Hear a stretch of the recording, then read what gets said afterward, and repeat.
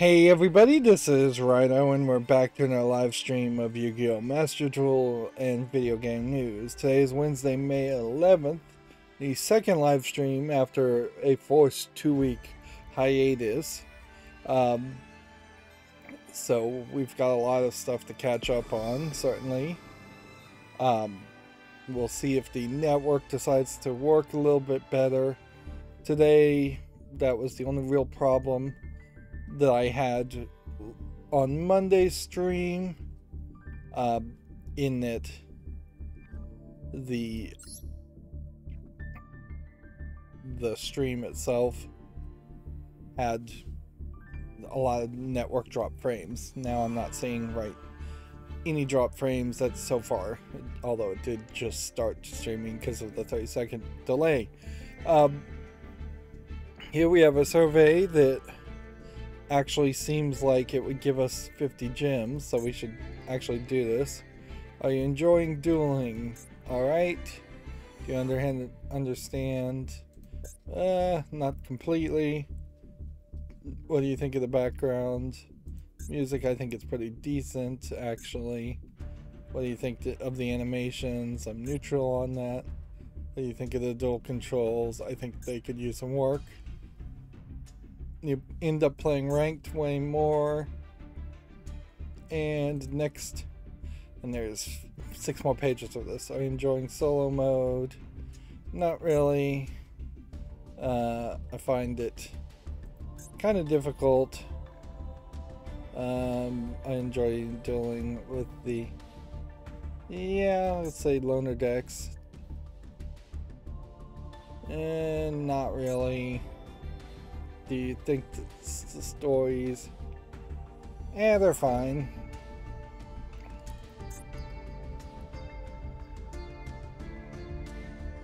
This menu. Let's see, in the mandatory. Play because I want to earn rewards.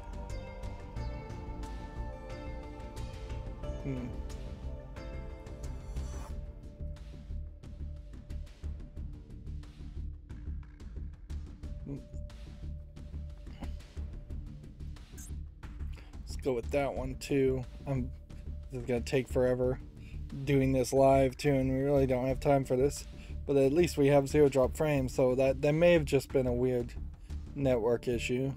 I thought maybe that I was just not streaming at all, that YouTube had expired the key, the encryption key or something like that, but no. Ranked dueling, I think ranked dueling could be improved.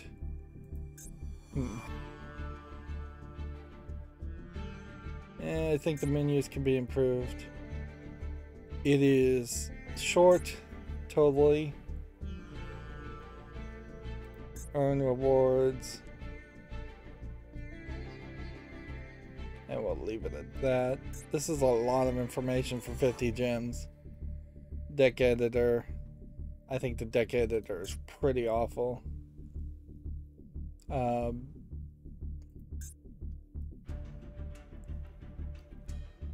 Not really. Do I understand the card crafting system? Yes. Do I enjoy it? Don't know what deck I should build. I don't know how to build a winning deck. I can't get the cards to build that I want.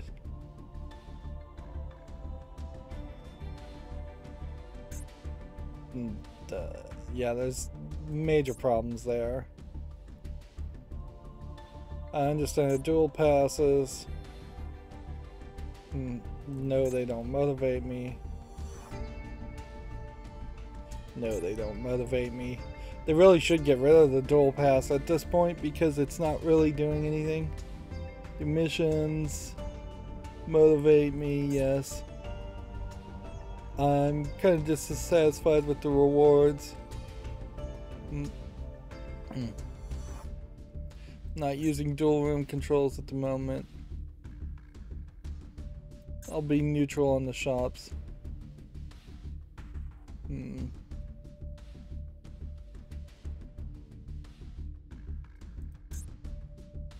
I barely even know about the copy deck feature there. Overall satisfaction. What do we want them to focus?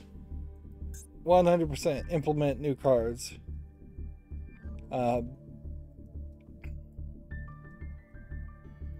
Also improved deck editing feature. Yeah. Done. That is a lot of time for 50 gems. But what's worse about that is that we've had surveys in the past that have also not given you rewards. So I'm not 100% certain as far as whether I should do a survey or not. This is the new pop-up, which feels very mobile phone first as far as an interface when you log in. So yeah, for the accountability section, I want to say that over yesterday I didn't do anything on my computer, but my computer was on, so no problems there. Like I haven't seen any problems, but I also didn't push it. I spent the entire day using the computer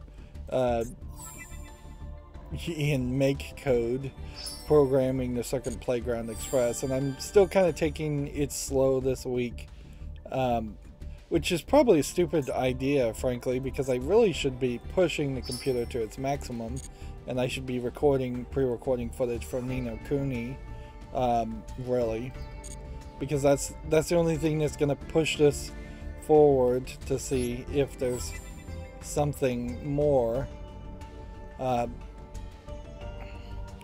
to this, as far as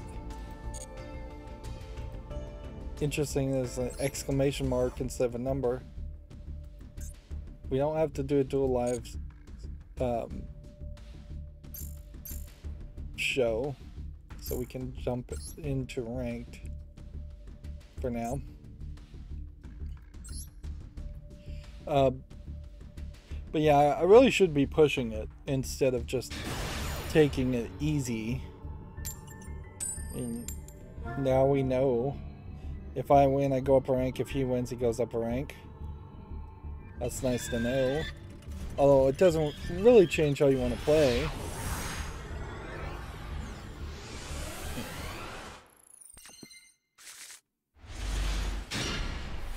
But yeah, I took it pretty easy.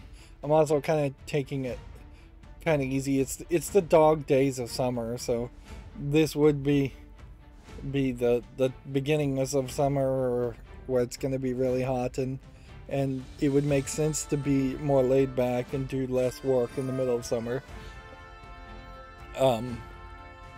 Although being inside an air-conditioned house playing video games is probably about the safest thing you can do in summer heat.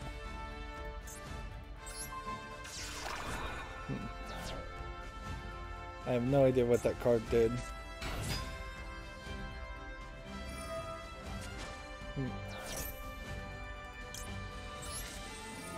Just negate everything he's trying to do.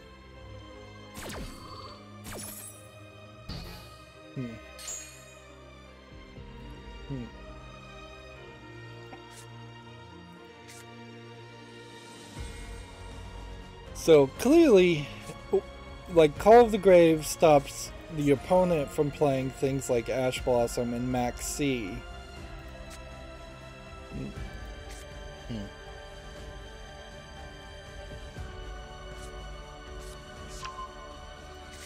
But if you're not playing against top level meta decks, a competitive to top level meta deck like this may have less value. I am slowly making progress in programming the Circuit Playground Express just to be done with it, but I am also having to make a lot of adjustments. For instance, I found that, like, setting an alarm if it overheats, you have to delay until at the beginning, because the thing kind of overheats itself when it boots up. So you kind of need to send a warning, a reset function there to just wait until it cools itself down. Otherwise, it will always set off the alarm when you first start it.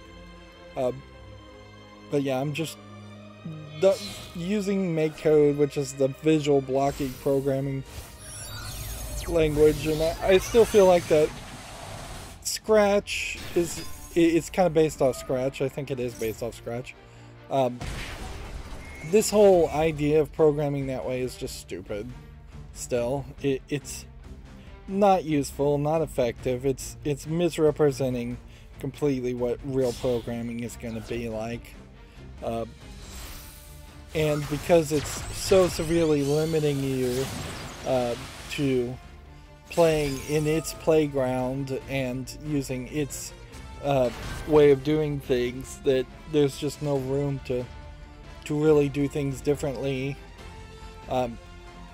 Which at a certain level, if you were saying the same thing about a style guide, forcing you to make all code follow a specific style, that would be fine. But even in that, MakeCode and Scratch doesn't really force the programmer to follow a style guide as far as naming variables, so that they're totally missing a trick there.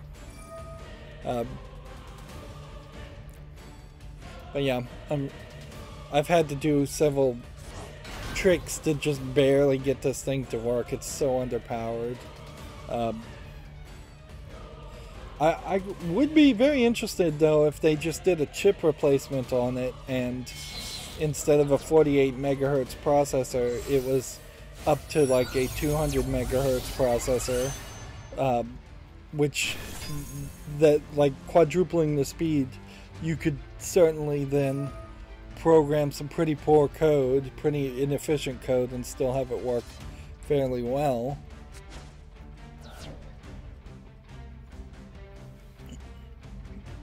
But inherently, the problem with the Circuit Playground Express is it's a cheap device designed to be sold in bulks of at least like 30 or 40 per class, per junior high, high school science lab. It's designed to accommodate the 2-week experience, or the 1 hour a day for half a semester experience.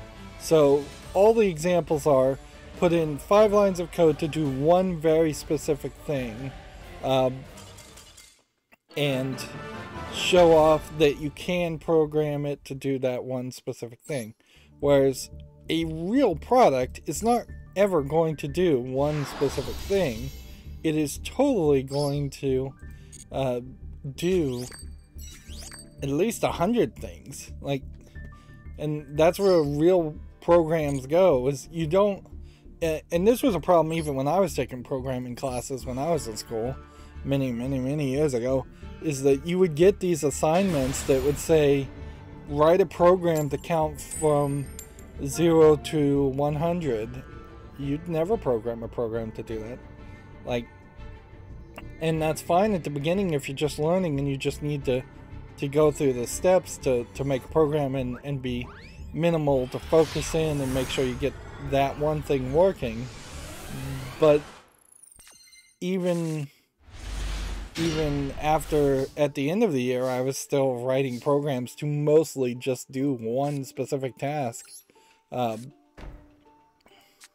Although, in all fairness, it was also quite the struggle just to get people to understand that, because when I was learning programming, the other students did not have they did not have the knowledge base of how to use computers like later generations certainly will have. And so yeah, when the kids I was in school with when I was learning programming, I know at least one of them straight up said, this is the first time I've ever even touched a computer. Nowadays, kids will grow up and they'll have cell phones and they'll know what computers are backwards and forwards. And the opportunities to learn with the internet are so much more. And that's really where I guess the Circuit Playground Express makes a lot more sense. It really should be a 5th or 6th grade project instead of a 12th grade project, 10th, 11th, 12th grade project. Like, it really should be for younger kids. And certainly you could not use the make code, and since the make code is pretty much abandoned anyways, it feels like it hasn't been updated in 2 years. You could not use the make code, and you could get down to actually just using CircuitPython to program it, but then you still run into the same problem of it being just underpowered. 48 megahertz sounds like a lot if you say 48 million cycles per second, but it really isn't, because there's just so much processing power that's lost in the operating system, and it does have a free real-time operating system built onto it, and even that takes cycles out. Well, we're getting some victories, and we'll just ride these victories. And I guess that's pretty much all I can say and need to say about the accountability system for today's accountability segment, because there really is just not anything else. I did hear there was some major security flaw exposed on Android, so you should upgrade your Android phones if you have one as soon as possible. Although it does seem like my tablet is just not supported anymore, so yeah, who knows there. I had an interesting journey picking up the TV that I said I was going to pick up after Monday's stream. It's a lot bigger than I thought it was. I thought I had ordered a slickdeals.net great deal from Walmart, $400 for a 65-inch 4K UHD HDR TCL smart TV, Roku smart TV. It was about $800, so it was nearly half off the price. But yeah, thank goodness I have a big car, because it barely fit into my car. The Walmart website made me go pick it up instead of having it delivered, and I guess that may have been a good thing, because the first TV they brought out, they let fall over and damage the box, and I'm like, go get a different one. I'm not going to start off on that kind of bad foot, even though more than likely the TV was fine. But yeah, there's no reason to start with on that bad foot, where there potentially might be one dead pixel. So yeah, way bigger than what I thought it was. I thought the TV that it was replacing was probably a I would say 55-inch or something. It would have been my guess, or 60-inch even. No, it definitely isn't. It probably is much closer to a 30-inch. It's a very old TV, and it was getting very dim, and this TV in particular is very far away. It's honestly about 20 to 25 feet away from where I sit to see the TV. So having a TV that big makes a lot of sense. Although, in all actuality, you could probably squeeze a 100-inch TV with a good viewing angle in a 10 by 10 foot room, and it still would just be perfectly fine. But yeah, really big. Had to move a lot of furniture around to find something with a flat enough base, because it was about 43 inches between each foot.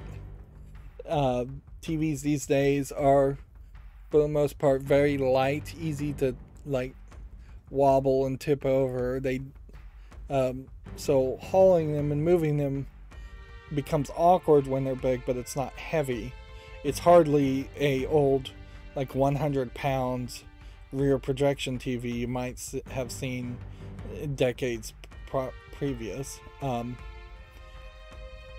or a giant tube TV, but it's still very awkward and needed. I needed someone to help me, and it struggled trying to get people to coordinate. But yeah, I got it in there. It looks great. It's much brighter, which that room it's in is particularly has a lot of windows, so brightness was becoming an issue. I imagine the TV it replaced was a lot brighter in its heyday, and it's just gotten dimmer and dimmer over the years. I really don't have any 4K sources at the moment, so I'm just future-proofing. You kind of need a 65-inch or at least a 60-inch to even start to think about getting 4K. It doesn't make a lot of sense to have a 4K monitor or a 4K TV that's 30 inches or smaller, unless you're just going to stick your face right in front of it, and that's not really the TV experience. Yeah, I haven't had a single drop frame, so if I'm having network trouble now because of Yu-Gi-Oh, it's definitely working to my advantage. And so I will ride that straight to platinum if that is the case. I will take that advantage and use it.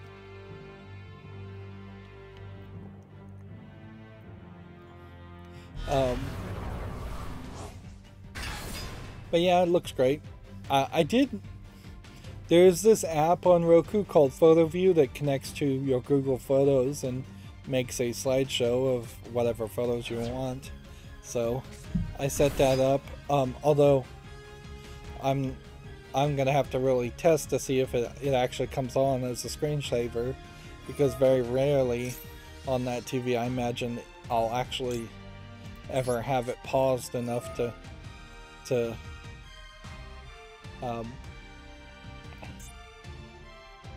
activate it. But it's an interesting app. I kind of wish there was a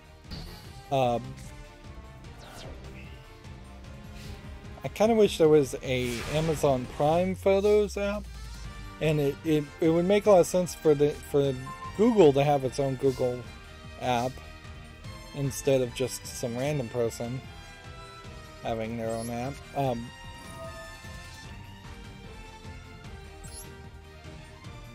But yeah.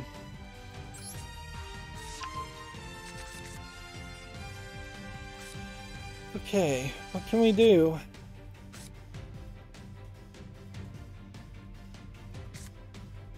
Activate this to bring about something like that.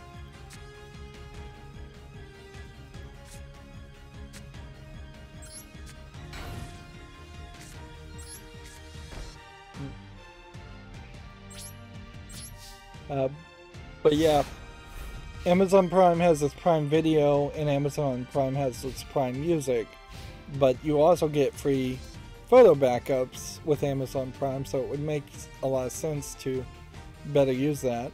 Even if it was just a function built into Prime Video, it doesn't need to be a separate app. Like, I've never even been to Prime Photos or whatever website it would be to check where the photos are,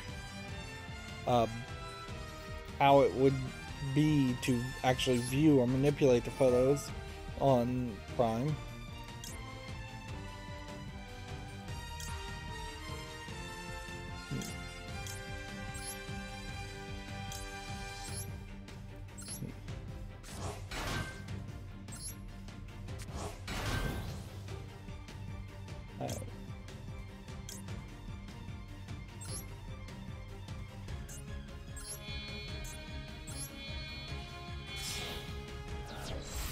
So I think this trick here is to potentially have a lot more people in the graveyard.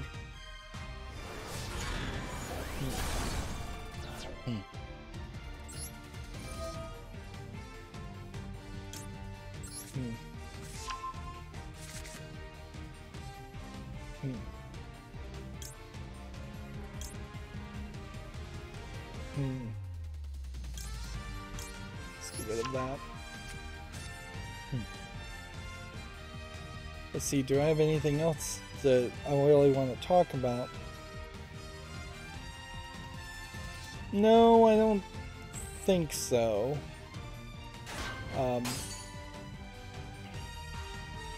I didn't run my macro today, so we're not going to really be talking about brand new news. We're still going to be catching up on news today. I did get a decent amount of views, I will say, for coming back, which that's honestly not super surprising. Like, YouTube has constantly put out this thought that if you made less content, you would succeed more. Or particularly if I made less content, I'd succeed more.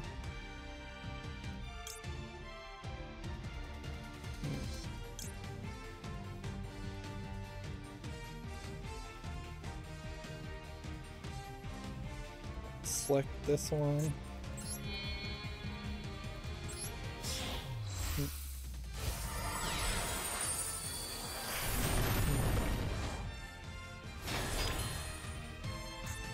Activate this effect. Detach this. Destroy that. Let's see.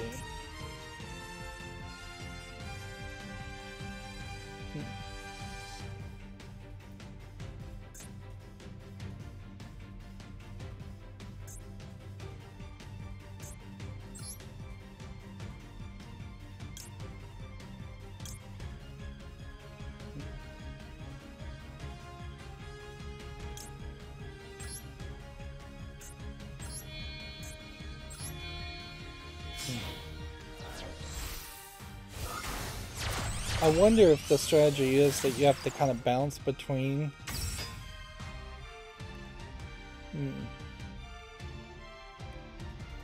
different special summon things.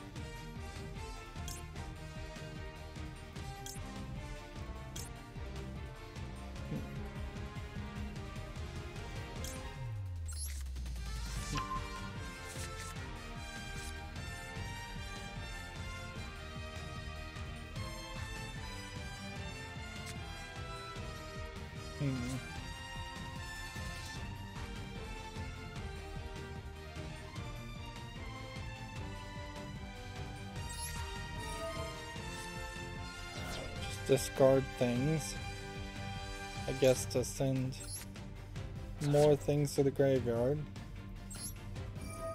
Maybe activate something more.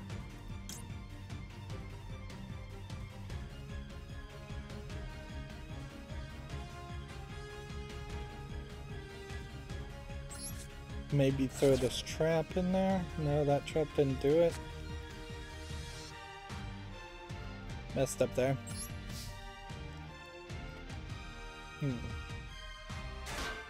Oh, I also played a little bit, I suppose I should say, a little bit more Mario Odyssey, kind of wrapped it up.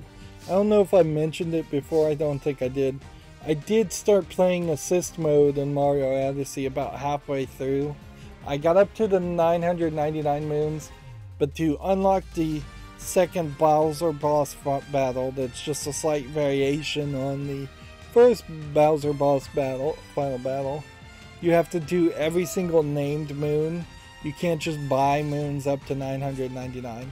If you buy moons up to 999, which you can do, it will give you, and this is just a spoiler for the reward, it'll put a hat on Princess Peach's castle, and if you climb to the top of the hat and spin Cappy on the point at the hat, it will set off a fireworks animation, which is half a second, and that's it. So it really isn't much of a reward for getting up to 999.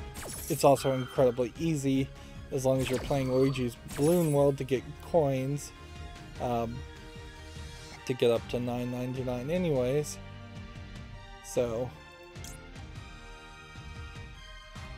let's see.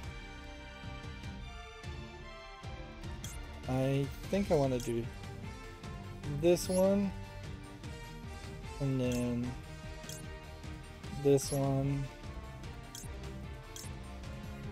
and then this one, this one,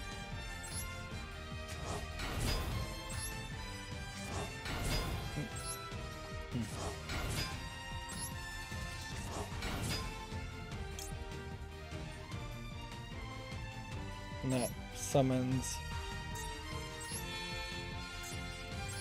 allows me to summon a 4.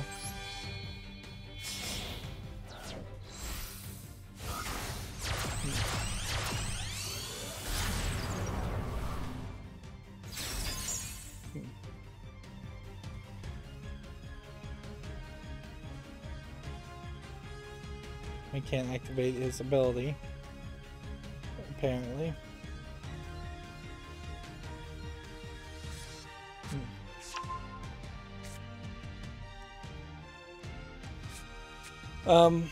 But yeah, let's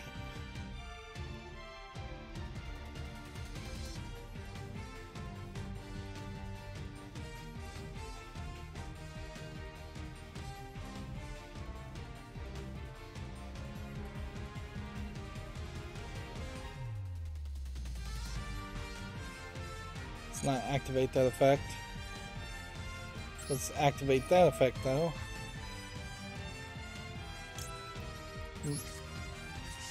Yeah, I just don't think I'll ever spend the energy to try and get all the named moons. I've gotten most of them. I'm missing maybe 4 races and then 2 things on the darker side of the moon. Like, there's one specific area where you have to hat jump or long jump backwards without Cappy, so you have to just kind of long jump as a giant bullet is chasing you again and again and again to get this moon, and like that's just gonna be really difficult. Like there definitely were some brutal challenges that they put in there that are just major difficulty spikes compared to the super easy other moons that exist.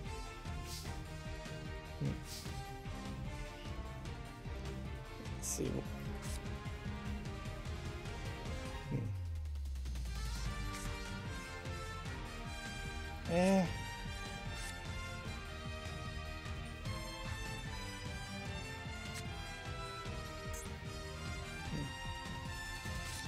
Let's activate this and just see what happens.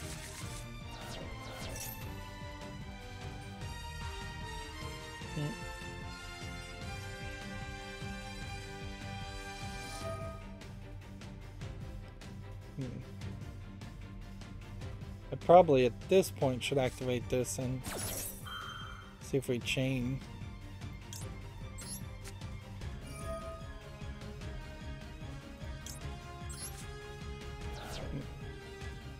That way we can destroy this. Oh, I didn't actually have to destroy another card? Oh. Interesting. Here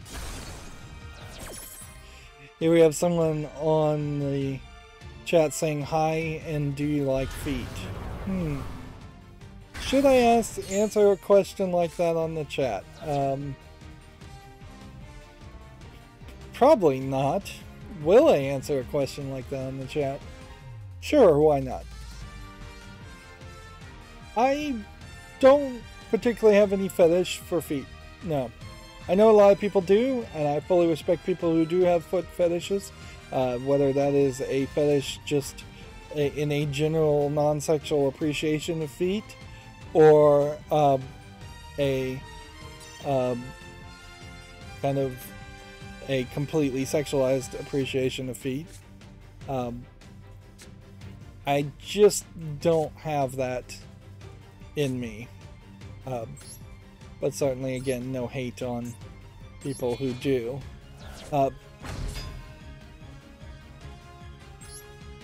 The thing to turn that into the thing to turn into that back to video games, though, is certainly going to be that, well, and you probably would best appreciate this in something like the mobile game, the lewd mobile game I played, Destiny Child. That's a game that's constantly trying to draw lewd anime girls. They really don't have a lot of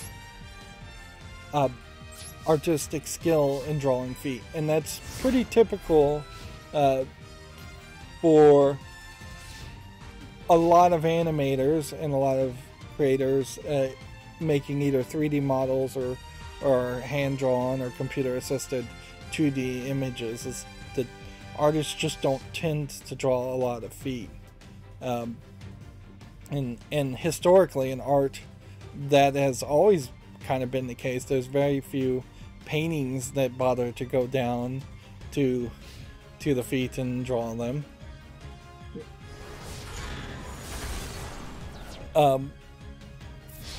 There is some scientific speculation that foot fetishes are due to basically the nerves being very close, the nerves of the feet, particularly when you're young and a baby, being very close to the nerves that also connect in the central nervous system to the genitals. So when you're potentially playing footsie with a little baby, that triggers something in the minds and the subconscious of foot fetishes. But yeah, video games, not a lot of foot animators out there. There definitely are animators out there that have foot fetishes and have put everything, all their skill and attention to it, but it's just not there. Almost certainly this person on the chat is a troll, but they're also putting but they're also not trolling that hard, so I'm not gonna immediately block them. They continue to say, like, National Foot Day, they draw great titties but not feet. Yeah. There's a lot more people that go for the butts, the breasts, the hourglass hip curves, more central region, than feet. It's not terribly uncommon for even hands to be kind of poorly animated in different animation styles. There's just a lot of angles, certainly, and there's a wide difference between drawing something correctly and it looking realistic and drawing something incorrectly and it looking very awkward.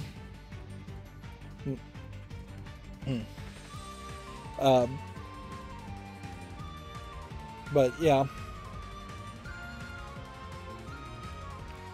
well, let's see. Yeah, I can say in Destiny Child that just thinking off the top of my head, the times they've tried to draw someone's feet and fetishize it, since every single anime waifu in Destiny Child is supposed to be fetishized and sexualized in some way. The times that they have drawn the feet, they tend to actually do it in such a way that they're showing the bottom of the foot from a backward angle instead of the top of the feet that you might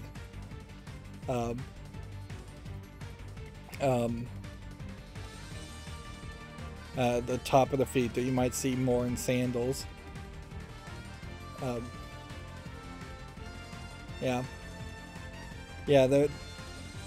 Bizarro Reco Kraus is continuing saying, yeah, you can block me if you want, I understand. I don't think I will.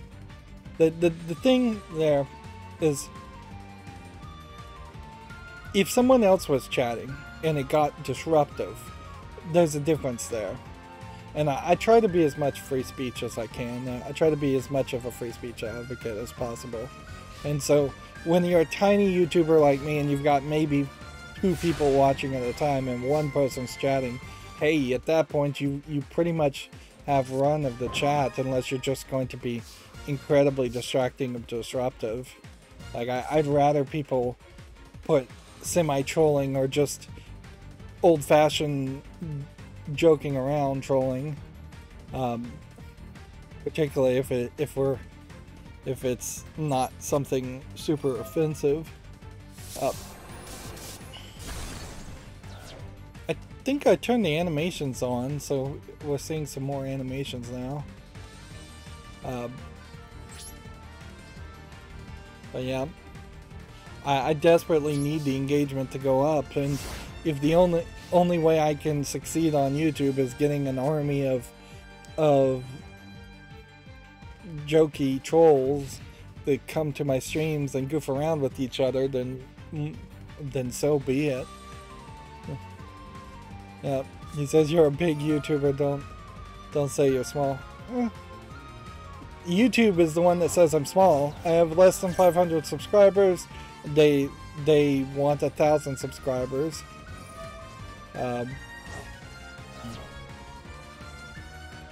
Yeah, I have an automated system that puts stuff on Twitch, but I have no interest in going to Twitch.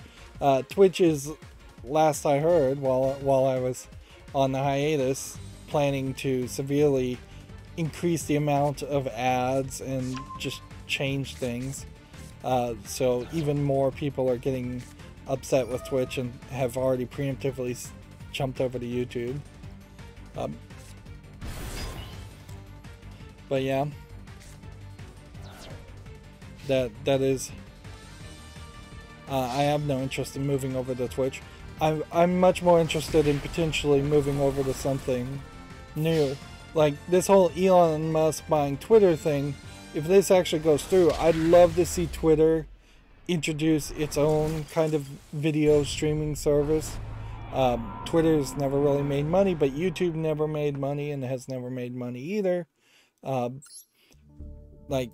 So if Twitter all of a sudden potentially changed what it was and it was the new YouTube, that might be an interesting place to potentially jump over to. There's Odyssey and other things. I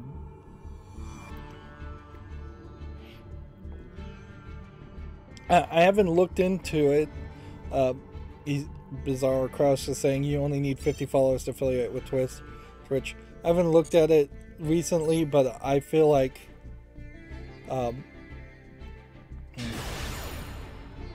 I think there's just a really harsh amount of live streaming you have to do on Twitch that I'm not capable of doing. Like, just I'm totally not capable of doing 2 or 3 hours every single day. I barely, frankly, even found a way that I could stream every Monday, Wednesday, and Friday for 3 hours. I just can't work the 40 to 60 hours that Twitch was requiring people to do. And frankly, there's just been so many controversies and stuff. There's no way I'd ever do Twitch. There are some other things like Odyssey, for instance, that I'm on there. I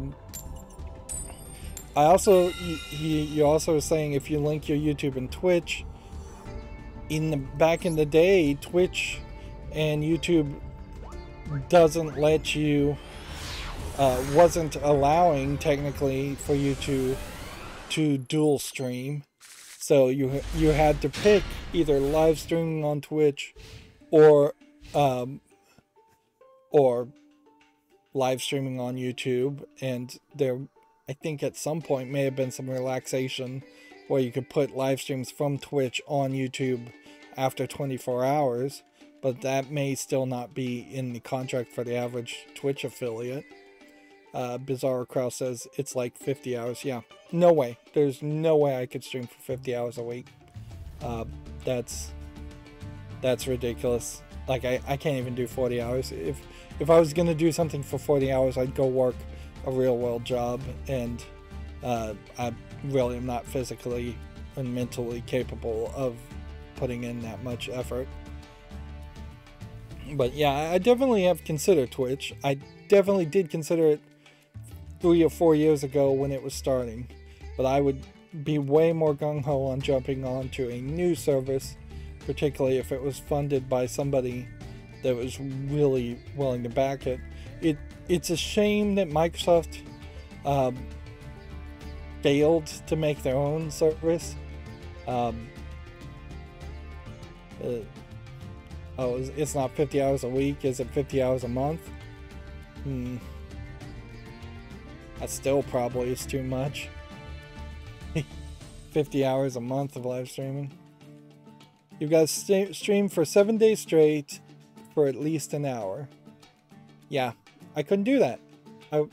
That's an insane requirement for even an average person. Like, spend a whole week with no weekends off, streaming at least 1 hour.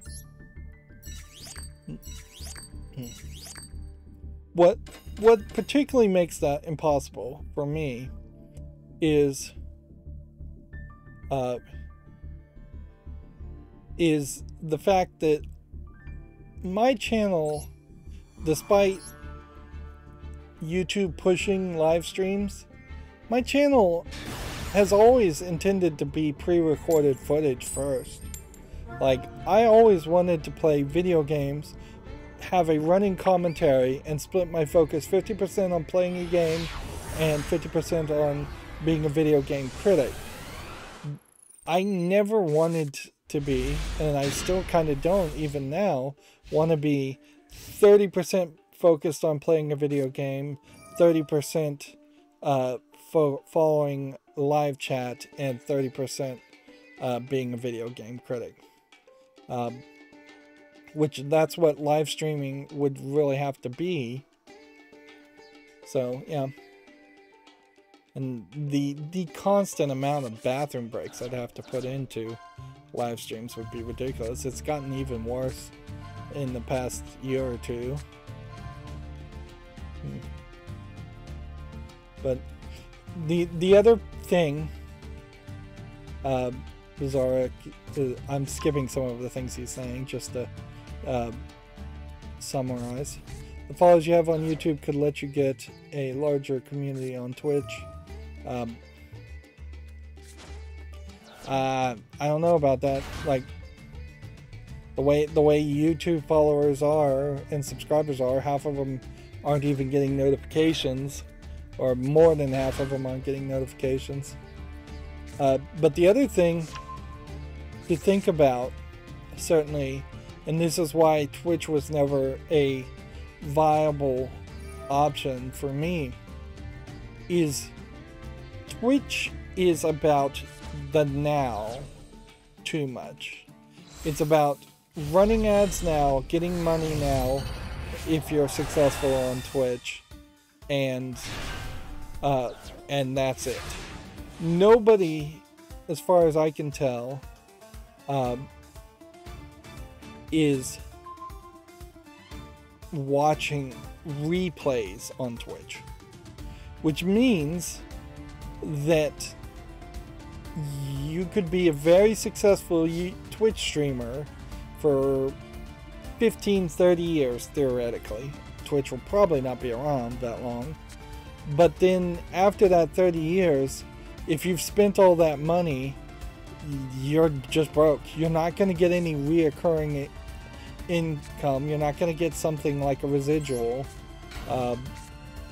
Whereas theoretically on YouTube, if you make something that is a nice, what they call evergreen content, people could 30 years from now, 40 years from now, go back and watch your videos and still give you a few pennies, few dollars here and there. And that was also something that when I started my channel, I definitely wanted to be the case, is that I'm not getting any younger, nobody is. I wanted to be able to make a YouTube channel that I could retire on, something that could potentially give me, yeah, you're saying you're making about $100 a month. Ideally, I would like to have a YouTube channel that was making around $2,000 to $4,000 a month, just for the rest of my life, if I never made any new content at all. And that wouldn't mean I would just sit back on my laurels and stop the second I hit that point, but it would mean that if I was getting older, sicker, slower, just more tired, which is something young people certainly don't think about, I could potentially go from playing one game a month to one game every 2 or 3 months, or even 6 months, and putting out less content. But even putting out less content, that would link back to my older content that I'd already recorded and get people to watch reruns. Very much my channel is around more of the syndication concept of TV, where you do have the initial views as a focus on a TV show, but at a certain level they kind of stop caring about the initial views of the TV show, and they just want the TV show to go to about 100 episodes so that they could sell the syndication rights to other channels to run reruns. When you look at something like the NCIS series, for instance, on TV, it doesn't matter that for the most part NCIS episodes are very average and they're going to get about the same views as they ever had. They're not pushing for dramatic mid-season reveals or new actors or new characters or a new story arc that really catches people's attention. People by the 5th season of something have seen it all, and they're either in or they're out. They're just making more NCISs at this point because they know that they are rerunning in syndication NCIS on several other channels. So the more episodes they make, the more they can sell to syndicate and just fill up time. And yeah, that's always been the way I've looked at it, and it's probably a stupid way to look at my YouTube channel, frankly, is to come from the idea of having potentially 3 to 6 primetime shows every weekday, and having the idea of reruns and syndication really be a thing. But that is definitely where it goes. That's where I built my channel from. Darn it, dropped my mouse. So now I gotta pick up the mouse, which is a slower process than you'd think. Ever since I got this recliner chair, having my feet elevated, although I love this recliner chair, it's frankly too comfortable, though. Alright, so I think what will happen here is we can now summon this and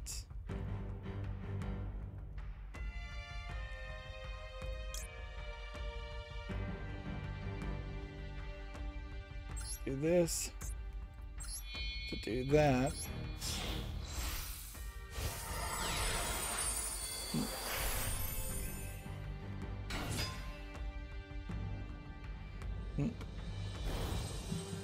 Alright. And then you do this to then do that.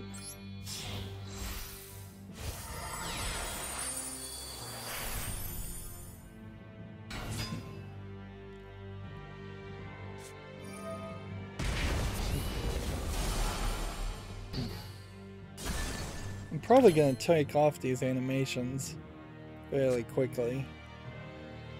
I don't think they're really worth it. Just gonna slow down the game. But yeah, I definitely feel like there's a lot of Twitch streamers and younger that are going to have a nice little boost without realizing the long-term viability being kind of lackluster in Twitch. But the same is fairly true for YouTube. Anyways, is that there's a lot of people, that myself probably included, that had hoped to make a long-term, permanent, viable career out of being streamers, and realized that it at most was just a small bump.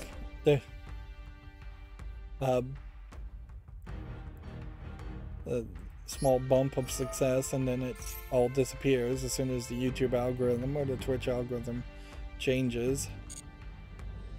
I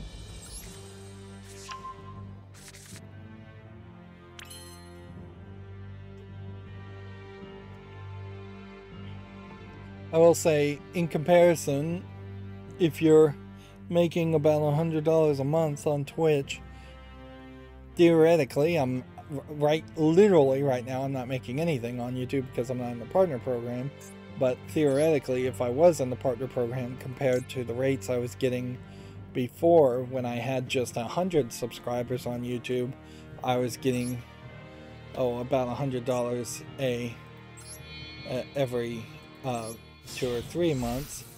So by that same calculation, I probably would be making about $400 every month or two, just to be kind of conservative there. So what is also different specifically about my my YouTube channel and most people's content is that I have a massive amount of videos. I have like over 5,000 videos, most of which are at least an hour, many of which are 2-3 hours long. So the watch time on that is just going to be incredibly higher compared to what an average YouTuber would probably be making.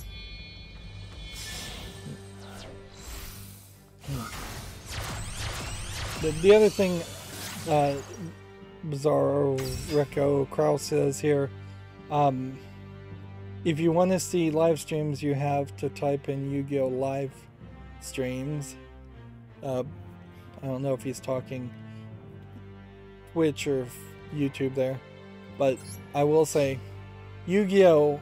Is actually just the latest of several collectible card games that I've played.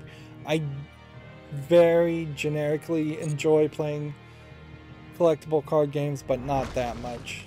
So if my channel was really focused on being a Yu-Gi-Oh! Live streaming channel, I would very quickly hate it. I get burned out on collectible card games after a year or two. And I'm literally only playing Yu-Gi-Oh! Master Duel right now because the second dinner Marvel collectible card game has yet to be released. The second that a company called Second Dinner comes out with their Marvel collectible card game, I am jumping over to that because Second Dinner was formed by Ben Brode, who is the major name behind Hearthstone, and I expect, and I'm hoping that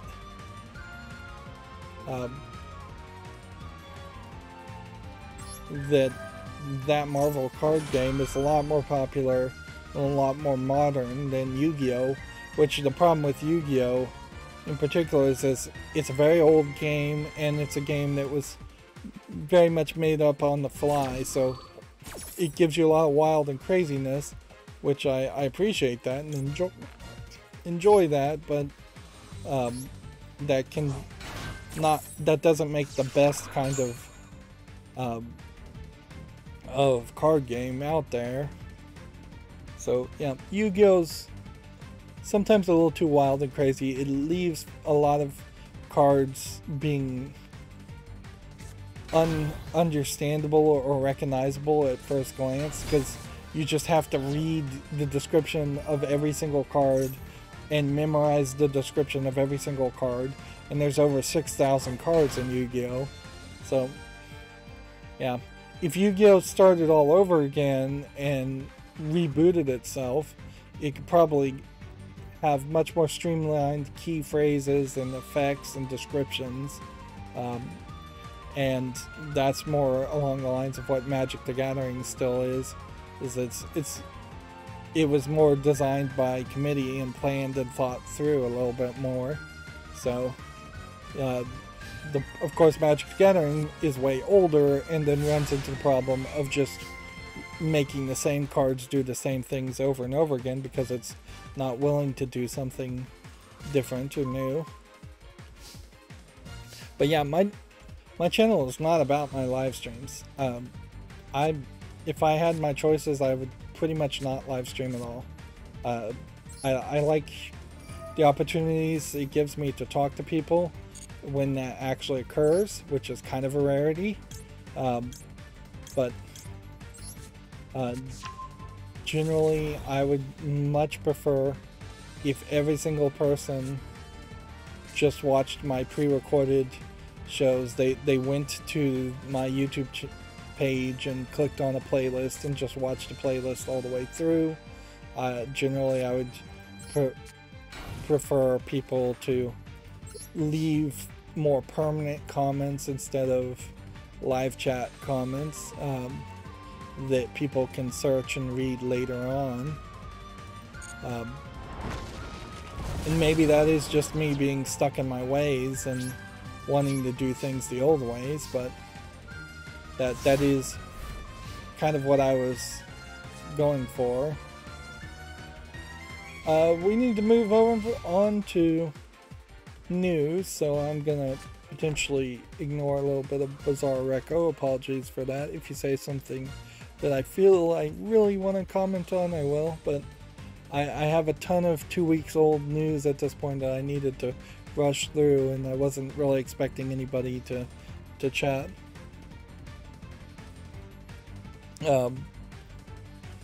This is an interesting announcement. Video Games Chronicle, one of the 3 news sources I use, is now created their own like curators group / news hub on Steam. So you could straight up just follow this people on Steam to get the news sources. It's an interesting thought, certainly, but I don't think I would take them up on that offer because I really am not using Steam as a news source.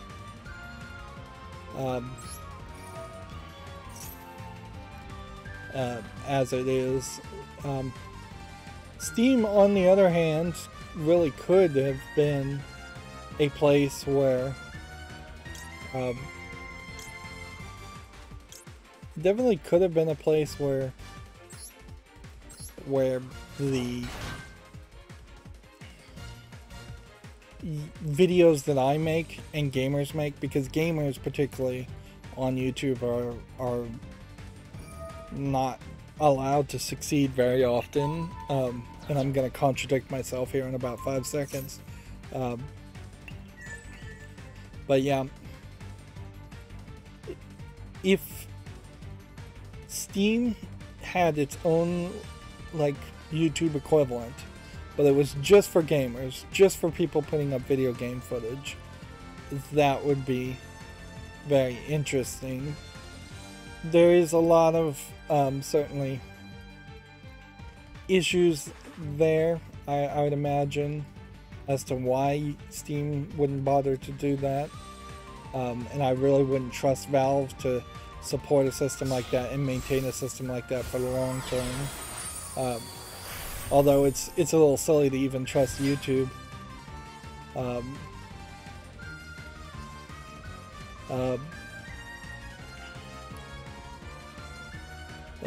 It's a little silly to even trust YouTube to keep the footage forever, but I suspect YouTube would keep all of its footage forever. I wouldn't be surprised if at some point YouTube starts to stop people from uploading as much. Bizarre Reco says, do you feel like doing? Okay, we'll try that after this one duel. I'll see. I'll have to figure out how to even do it. Bizarre Reco for the second time says, I like men. Which, okay. Good to know. Like, I'm not running a matchmaking service here, so it doesn't really affect me. It's funny is I'm about to win, but I still feel like I'm going to struggle to actually win here. Now, to contradict myself as far as saying how YouTube doesn't let game streamers succeed that much, Mr. Beast has 95 million subscribers. Now, arguably, I'm not sure if Mr. Beast is actually a video game streamer anymore, or ever was. So, I don't really follow Mr. Beast, but that is a lot of subscribers. There definitely are a handful of people that have gotten really successful on YouTube, and YouTube's CEO definitely was giving a lot of indication that she wished for YouTube to just be the place where where celebrities existed and no one else, which is definitely not what YouTube originally was, and it really goes against the spirit of YouTube, and also kind of just failed miserably.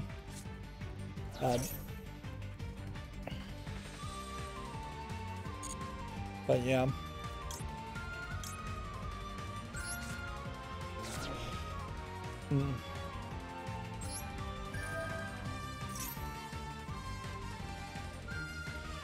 There is definitely an argument to be said as far as, like, is PewDiePie adding any new subscribers or new eyes to YouTube anymore? If PewDiePie got another 10 million subscribers, would those be real subscribers, or would those just be bots? Whereas a more mid-tier or small-tier up-and-coming celebrity would probably bring some new eyes or do something different as far as how content is made on YouTube.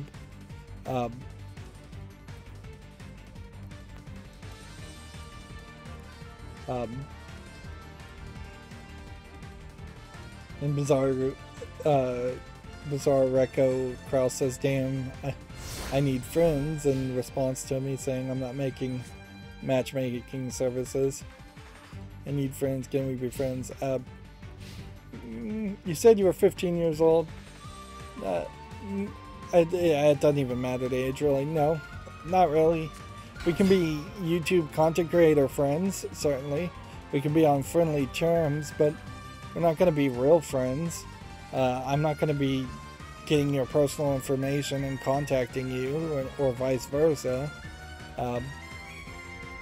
It's very important for people to learn the difference between fake celebrities online and real world friends. And friendship really has to happen within your own city, within a 20-mile radius of yourself. You're not going to be real friends with somebody across the world, or online. if that's the best you can do and you can only have online friends, a lot of people are like that, certainly, and it's better than nothing. But it's the old Facebook friend things. If the best you can do is Facebook friends, then that's the best you can do, certainly. But going out, meeting real people, and seeing people face to face and interacting with them in the real world is where real friendship has to exist. I like everybody that watches my content. Certainly they are helping me, and I like interacting with them, but that doesn't rise to the level of friendship. This is definitely more of a business transaction.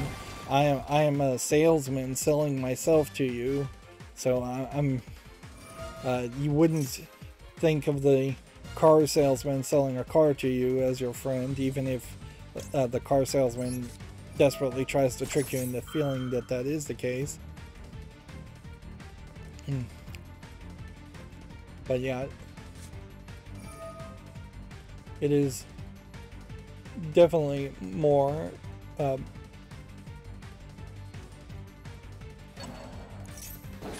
yeah, Bizarre says, I have real friends, they're just busy. Yeah, that is also a problem. Do I want kids in the future? Interesting question. No, I don't. Both in a literal sense and in a what you intended to ask sense. No, personally, I do not want to have children. I like children perfectly well. I think I actually get along with children great. But part of the reason why I get along with children so well is because they're not my kids and I don't have to deal with them 24/7, 365. Everybody thinks they're going to be a great parent until they have kids, and then the kids drive them crazy. There's something that obviously happens to parents' brains when they have babies and the babies are crying and waking them up, where it just turns people's brains to mush. I've literally seen it in several people where they come off as a lot less intelligent, a lot less patient after the first year or two of taking care of a baby and being woken up by it and done that. And I already have insomnia, so the last thing I need is a baby waking me up. But yeah, you see just like major intelligence shifts and personality shifts when you have kids, and I just don't want that for me. I've never really had that major desire to propagate the human species or propagate my DNA. It would make a lot more sense, frankly, for me if I was going to do anything to adopt a baby or even a toddler or even a teenager. Like, honestly, it wouldn't be a terrible thought if I was going to try and raise a kid to go for somebody who is not super crazy around 12 to 15 years old, get past all the nasty potty training, get past all the basic stuff and the frustration of having to deal with something that is just struggling to talk and communicate, and can't feed itself, can't use the toilet by itself. It's like just a whole bunch of stuff there. Now, in a more literal sense, yeah, actually, do I want children in the future for all of humanity? Not as many. There should be some, but I personally would think that the world would be a lot better off if we went from 7 to 8 billion people on the planet down to a nice 2-3 billion people on the planet. Just imagine if you could quadruple the resources for every single human on the people. Now, obviously, there would be corruption and it wouldn't be equally that distributed equally, but if there was just 4 times as much money, 4 times as much gasoline, 4 times as much clean water, 4 times as much air for every single human being on the planet, because everybody just took a step back and said, hey, let's stop having kids. We are past what is called the agricultural revolution, where we have engines and machines that can grow way more food for the world than the old days. That was the last time that humanity logically needed to have a lot of kids. In the old days, yes, you had to have 8 kids to run your acres and acres. Often it was only 4 or 5 acres of farmland to feed yourself and your family. But we're way past that, and the baby boom in the United States after the war in particular was a mistake. And I mean, I don't know how you control any of that as far as population booms. But yeah, had the baby boom happened, not happened, then the United States would be in a much better place as far as just its population. If I was the cruel dictator of the world, if somebody just anointed me king, then I suppose what I would do is I would try to make a system where you have to pass a certain amount of education before you can get pregnant or have kids. Like if that was that would probably be about the best way to balance things out and improve things. It wouldn't be really fair. The test would almost certainly be biased, whoever writes it. It wouldn't be particularly fair to other countries and other places around the world, which almost certainly every other country wouldn't listen to it anyways. But yeah, if everybody had to prove a certain level of education directly towards raising kids, their emotional, physical, mental health needs, all of that, then there would be... Oh, I'm sorry, I was gonna duel you, and I just mindlessly started another game. I'll try and remember after this one. But yeah, if there's a certain limitation to that would probably be the way to do it. Inherently, education goes to the rich, so richer people would be more capable of having kids. But then richer people would also be more capable of supporting kids. So, if you were to be a cruel dictator, a king of the world, and say you have to pass a certain test to have kids, then there would also have to be a rule that says if you get pregnant or have kids and you didn't pass these tests, then you're taking those kids away and handing them over to someone who did pass the test. Or you implement some kind of forced contraception, which almost certainly would have to be part of the plan too, where every male gets a vasectomy before puberty. Vasectomies are reversible, but it is a surgery nonetheless. So there are inherent risks in that.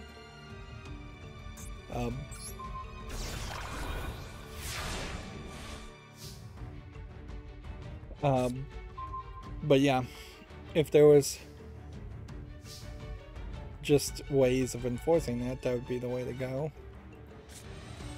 The more natural evolutionary route here that we have all been seeing, is that once populations become too dense in a society of any kind of species, then the algorithms of the universe that exist regardless of whether you like them or not kick in, and a overly dense population allows for viruses and disease and sickness to spread at a fast enough rate to balance a population out, or to catastrophically kill and eliminate the entire population completely.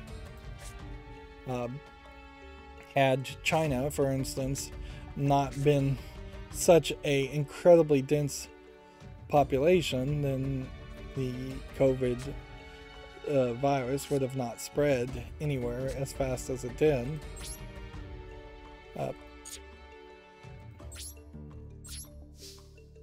And then Bizarre Reco puts in his 2 cents: I had kids kill the human generation, which it wouldn't be human generation there unless you're specifically saying kill a single generation of humanity. It would be kill humanity. Moving on, though, back to video game news. Major Nelson, Phil Spencer, that's not Major Nelson, I don't think, put out a picture here showing the Bethesda crew. So gives you an interesting picture. This may be Phil Spencer here, I wouldn't be surprised, of just how many people are working at Bethesda. Also gives you a general idea, assuming that this is a recent photo, which I assume it is since one person is wearing a mask, how many people in Bethesda aren't wearing masks. So that probably shows the average response as far as game companies, as we're still trying to kind of follow to see where the mask requirements in particular in game companies have gone. Some companies, the employees are demanding masks, and some offices are, the employees are demanding no masks, and so it's become more of that hot button topic. But I think we are quickly moving towards most offices not making it mandatory.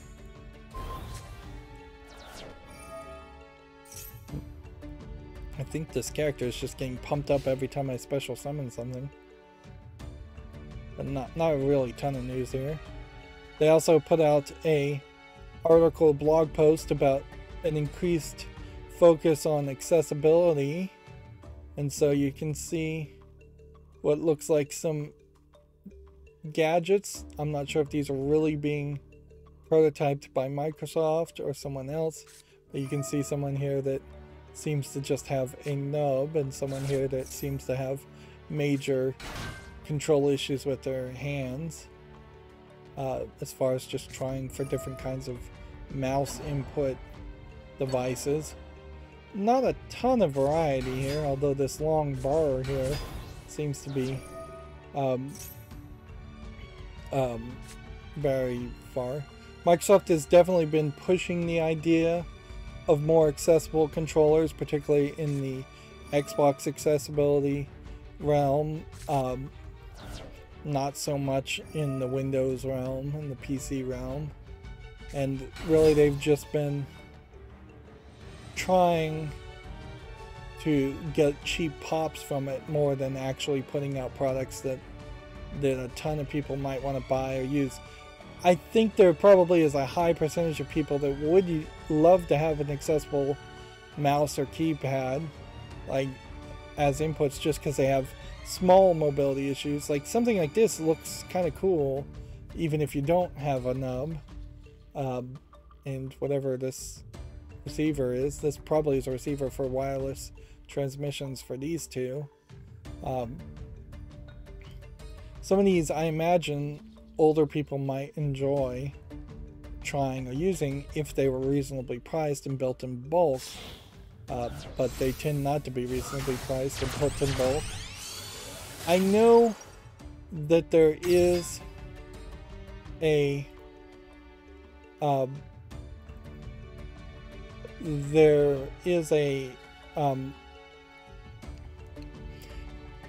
very old product called the Very Keys that a lot of really disabled people are using, that is not really supported by Windows and has like a very old like Windows 95 driver, and people are trying to make devices that will make the var keys input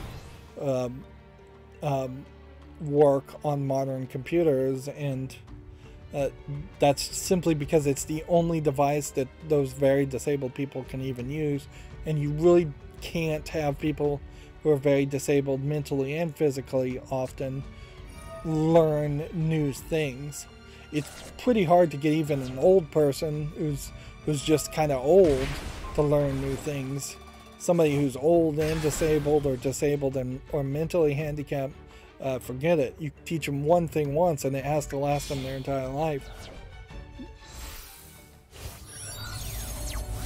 So there is a lot of room for having accessibility controllers, but it needs not to be a gimmick. It needs lifetime support, and it needs a real focus as far as what as actually being helpful instead of just being a gimmick. There, I lost. GameDeveloper.com. I believe this is a newer article. Steam's U.S. antitrust lawsuit has failed to get dismissed. There's a quote here that's not a quote. Convince me, the judge probably. This is a great example of, I don't want to use the phrase fake news, but bad journalism. You cannot use the quotation marks to make up a quote of somebody, even if you're jokingly saying this. This is completely unethical and inappropriate, and whoever the head editor of GameDeveloper.com should be frankly fired for allowing this to happen. Almost certainly because the head editor usually does the headlines and the secondary headline, whatever that would be called. Something being not dismissed in an early stage of a lawsuit really doesn't mean anything. So this is definitely not information that's really that informative. Also, there's a picture of an old court. It doesn't really mean anything. So you throwing in pictures for no reason is not helpful. Alright. So, Barzor Recco Kraus. Let's see how we do this. If you want to duel room and play somebody, you do it this way. You create a room. Right? No. Or do you duel a friend this way? Okay. I don't know how this works. Yeah, you could Bizarre Crush and anyone else can be my friend on Yu-Gi-Oh! I have no problem with that. So let's figure out what the friend code is. Is it shown here? No, it's shown here. Okay, so here's the ID. So if somebody, Bizarre Cross or anyone, wants to friend me, the ID is 837-547-878. And I would assume what you do there is you go in here and then you click this and type it in there. And then that should pick it up and that should let people friend me.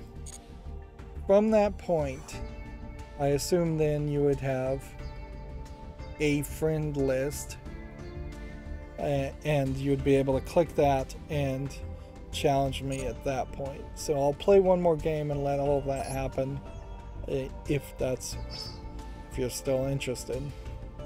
Get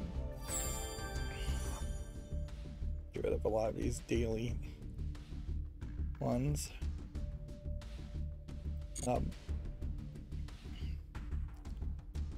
But yeah, I assume that's how that works. I assume you don't have to make a duel room. Like, Yu-Gi-Oh! Has not specifically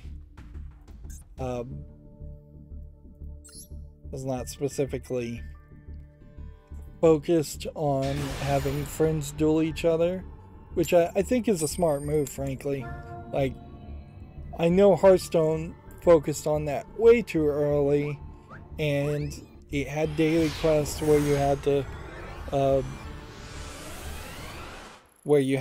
try and play friends, and at a certain point I in Hearthstone just made a second account on my phone, and I was just playing myself to get the daily quest done. It was not fun and not helpful as a thing. Alright. Apparently he did make a room code. Alright, if you keep the room open, I'll jump in it after this game. We also have a GameDeveloper.com article here. Blizzard appointed a head of culture to create a diverse, equitable, and inclusive workplace, which is weird because I feel like that was announced 2 weeks ago, so unless that was Activision Blizzard and now this is just Blizzard, which I suppose that might have been the case.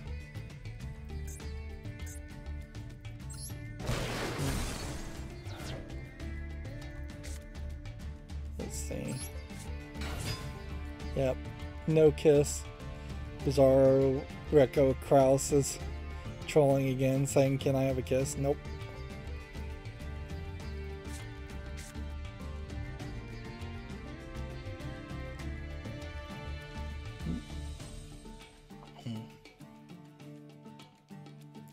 I don't know if I talked about this, but the It Takes Two movie has landed at Amazon, 7 Brooks production, and joins DJ2 Entertainment as producers. This was a 2-week ago article, so I still really have to question what It Takes Two as a movie is going to really look like or be. I was at like 100% of my RAM with all these Chrome tabs open before. I turned off some extensions that speeds up browsing and got the RAM down to about 34%,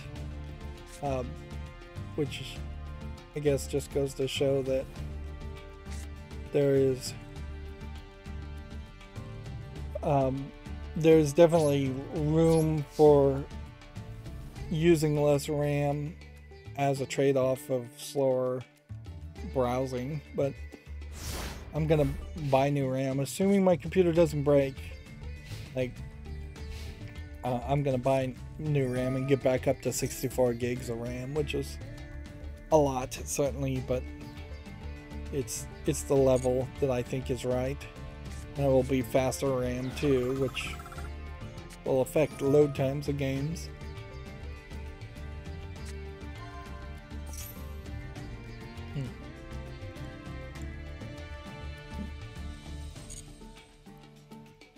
Let's see. So we have from Video Games Chronicles a bunch of articles. Skywalker Saga smashed Lego console game launch records. Warner Bros. Claims that Star Wars titles sold 3.2 million in 2 weeks. I just cancel all this. Apparently, Konami plans to change its names to mark its 50th anniversary. It will become known as Konami Group Corp, KGC, subject to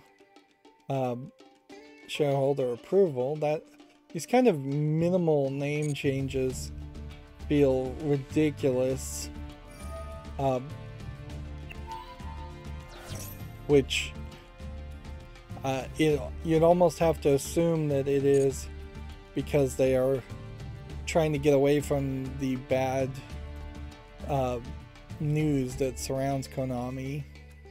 Oh, I don't see why you wouldn't just change it completely. And I'm pretty sure Konami is probably already the Japanese merging of like two words, whether they're English words or Japanese words. So, or it could be even three Japanese words merged together. So, yeah, I don't know why you would go that way. Just pick a totally brand new name and do it in one fell swoop. Might as well just activate this to stop being prompted. Alright.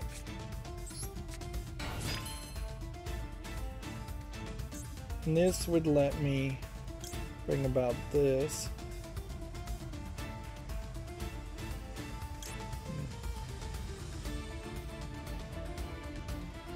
And then that lets me summon that.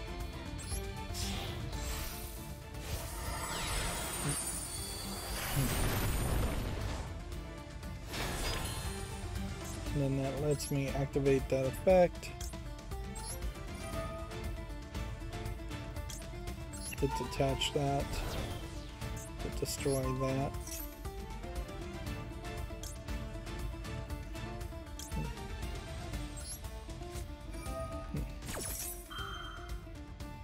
Let's see. Special summon that, I guess.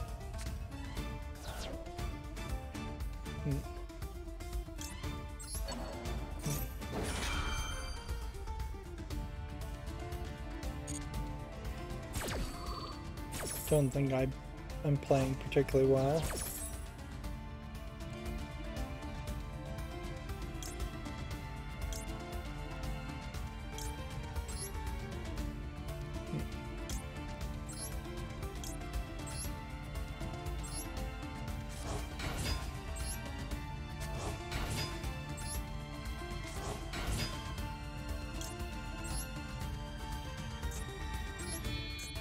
And you summon all these things, and then you get rid of them, as if that's helpful in any way.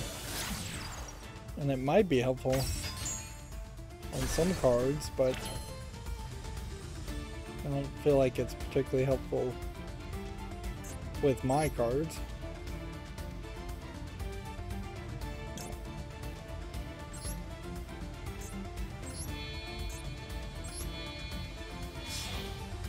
I guess this does get me to this card.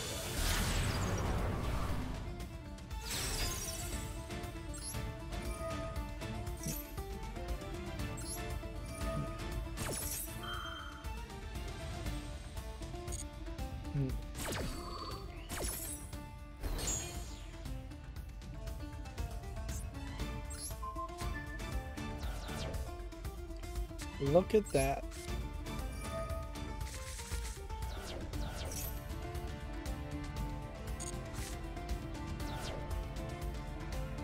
What's he even got in this graveyard? I don't think there's anything of importance there.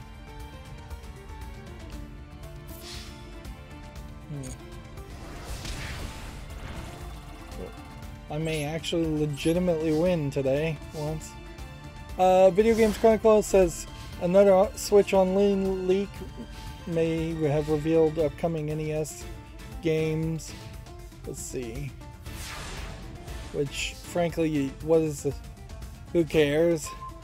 Like, they'll come out when they come out. There isn't a single NES game in existence that people are gonna flip their lids about if it actually does come out.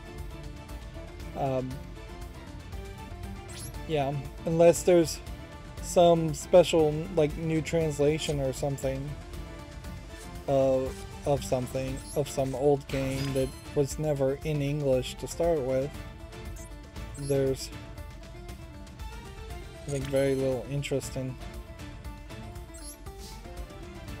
caring about that. It also looks like new Sega Genesis and Mega Drive games could come to Switch online today whenever this article happened, which I don't know if they actually did come out or not. 3/16. Yep. All right, let's see. Got a couple more cards. These pictures should be a lot bigger. There should be a lot more fanfare when you get new cards, but they give you such generic cards anyways. Let's try this room. Enter a room, input room ID, and they're not going to pop up any kind of keyboard for me, so I have to pull my keyboard forward. Let's see, 641 224. Room cross-platform play is invalid.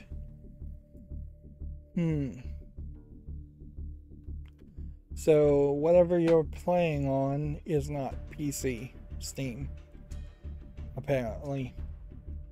Let me see if I typed it in. 641 224. So apologies, Bizarre Reco, but it sounds like you're playing on something else. Maybe the Switch, maybe mobile phone, Apple phone. I'm playing on the Steam version of the game, and yeah, there's no way to limit things here. The whole room concept, I think, is pretty failed so far. It says give me a second. Alright, I'll give him a second. We'll go through some more Video Games Chronicle news real quick. But you can see how slow it is to load up now that I've turned off the accelerator apps. The tabs are being suspended. On its 6th anniversary, Star Fox Others calls on Zero to be ported to Switch. Star Fox Zero. I don't even know what Star Fox Zero is. I think it was like a DS game.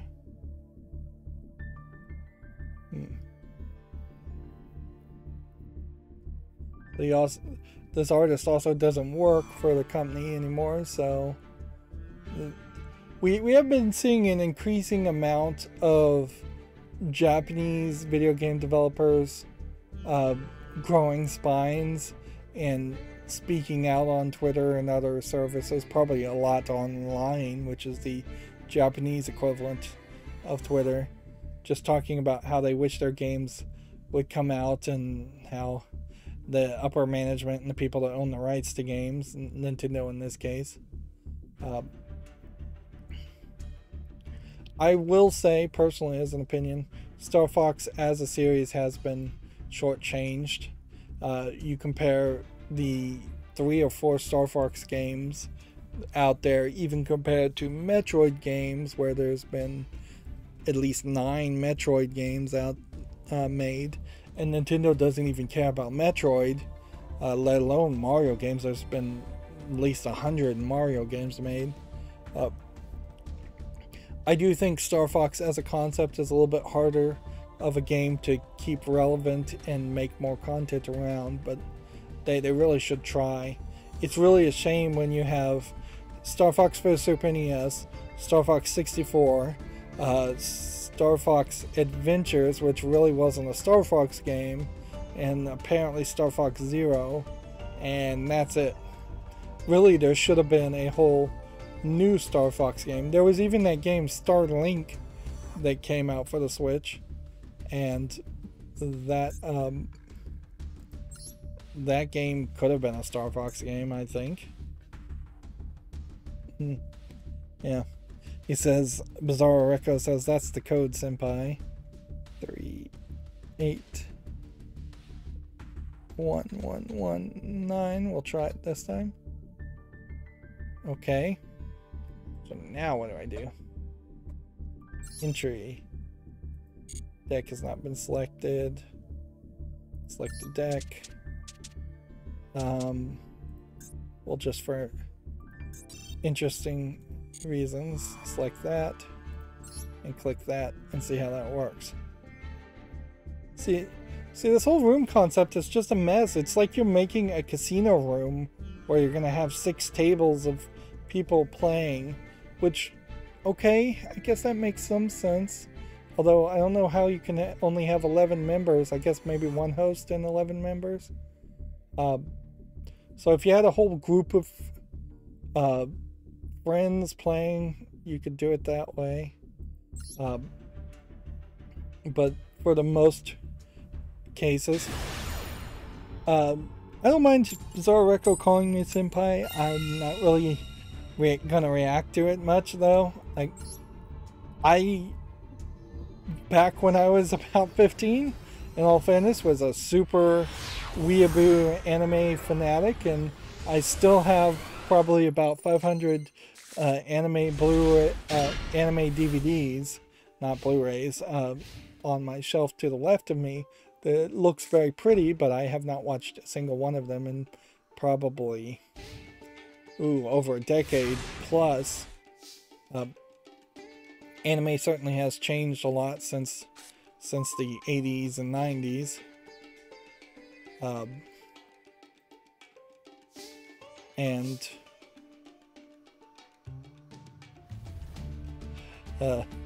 Bizarre Reco says, I bricked LOL, I don't know how this deck works. Well, I'm gonna say you're gonna have to learn fairly quickly, because I do know how this deck that I'm playing works. But yeah, because there's no daily quests around playing other people, there's not a lot of motivation to play against friends, other than just because you want to play against friends.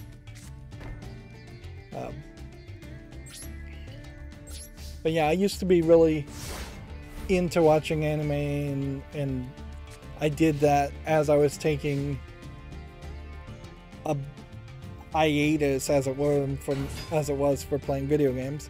So I spent almost all of my youth playing video games very obsessively, just a ton of video game playing. Then took a bit of a break and started watching anime in my late teens, and then eventually got a little bored with that, or a little depressed, and just stopped doing anything. So there was a few years there where I was working a job and I didn't have time to do anything, and then a few years after that where I was just not very happy and didn't want to watch anime or play video games, and then eventually I broke out of that funk and made my YouTube channel. So yeah, I was certainly thinking, as my computer was broken for the past 2 weeks, that if this just kept going on, if this became a big deal, I probably would have started just pulling out anime DVDs that I have and watching them again. If I just am going to have an infinite amount of time and not play video games. I really wouldn't have been happy about it, though, because that's not what I wanted to do. Plus, it's just such a different experience now that you really don't need DVDs or Blu-rays for almost anything. Anime is about the last thing that you probably still want to buy Blu-rays of, because anime, more than your average show on Netflix, tends to like disappear and lose the rights too. So if you really want to just make sure you can always watch it, there's still an argument for particularly lesser known shows to be purchased via Blu-ray and DVD. But if you want to watch something like Die Hard as a movie, just to pick something, you don't need a Die Hard Blu-ray or anything like that. There's always going to be some streaming service that owns the rights to that and will let you watch that, or some way to find it. But anime is still pretty much a niche, and so there's, I suspect, much closer to 100,000 anime fans out there that collect movies and DVDs in the entire world than you would think. It's not billions strong. Plus, there's still enough countries out there that have a bit of a hate for anime enough that you would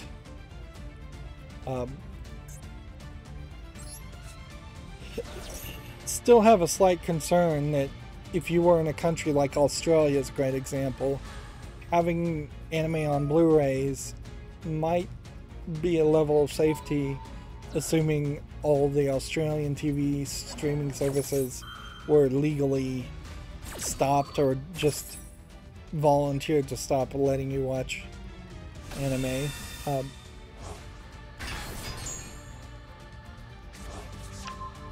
But yeah, I understand anime tropes. I guess it's the long way to say that, but I'm not deep into it. But I will also say, be cringy at 15. Certainly, get it out of your system. As someone who was, for lack of a better term, a bit of a prick in his teenage years and acted far too mature and was no fun to hang around with, as a well, I've just lost.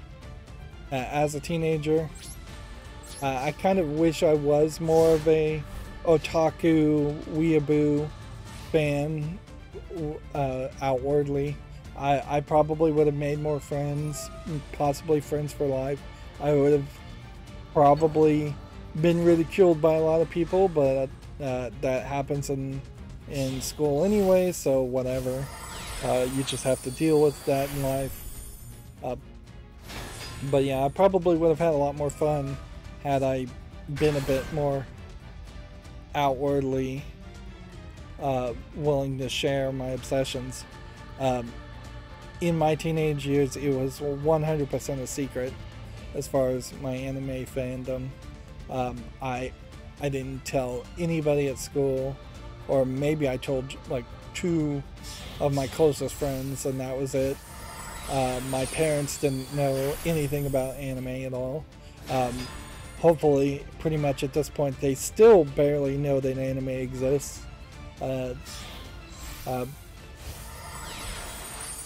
But that's gonna stop being a possibility fairly quickly. But yeah.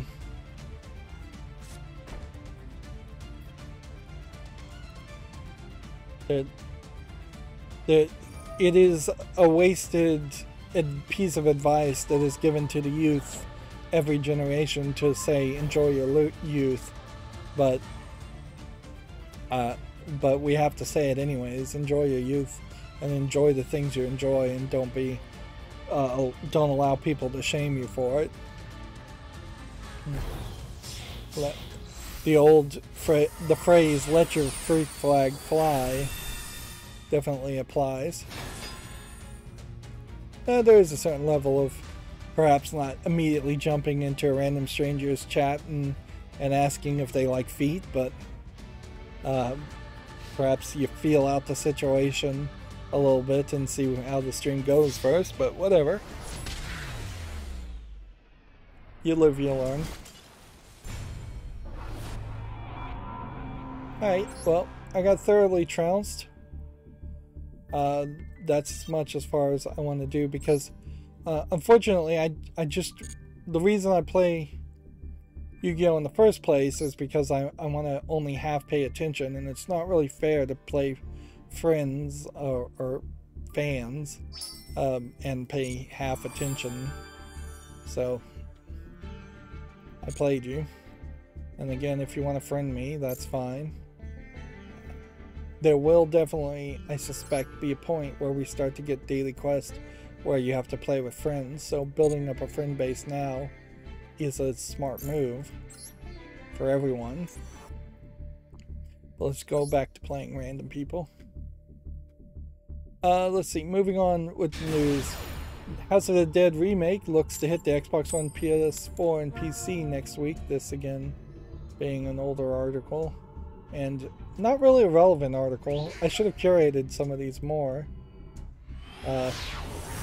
Bizarre Reco says GG Senpai. Warzone Operation Monarch leak reveals Godzilla and King of Kong are coming in May to Warzone, which sounds like an odd crossover, but I do know that they're working towards a Godzilla versus King of Kong movie, so, or Godzilla versus King Kong movie.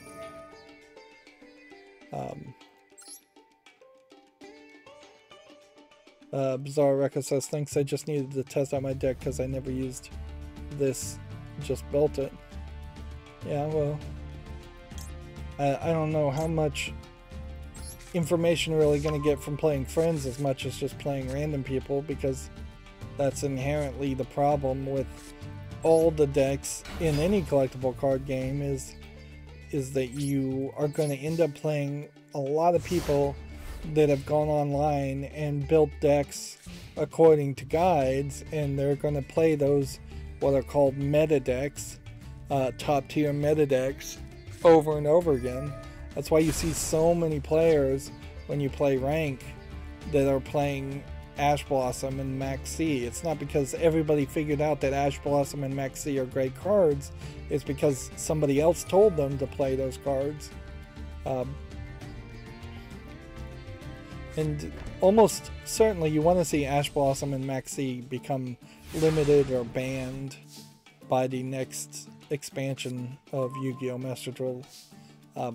Max C in the actual card game is limited, so it's very weird that it isn't limited here.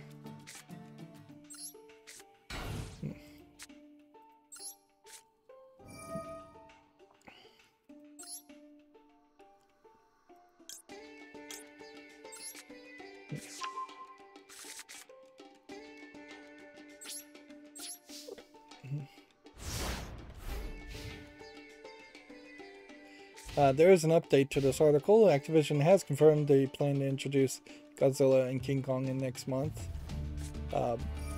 with the Operation Monarch cinematic trailer. Let's see, some Skate 4 pre-alpha footage and details have leaked, according to Video Games Chronicles. Which, okay, we want to see, or I want to see Skate 4 potentially successful. The It Takes Two film will be produced by and may star Dwayne "The Rock" Johnson. I wouldn't be surprised if The Rock tries to start becoming more of a producer instead of an actor. Being an action actor, I wouldn't be surprised if he's starting to get a little bit tired and a little bit old and doesn't want to do all the action shots and all the workout stuff.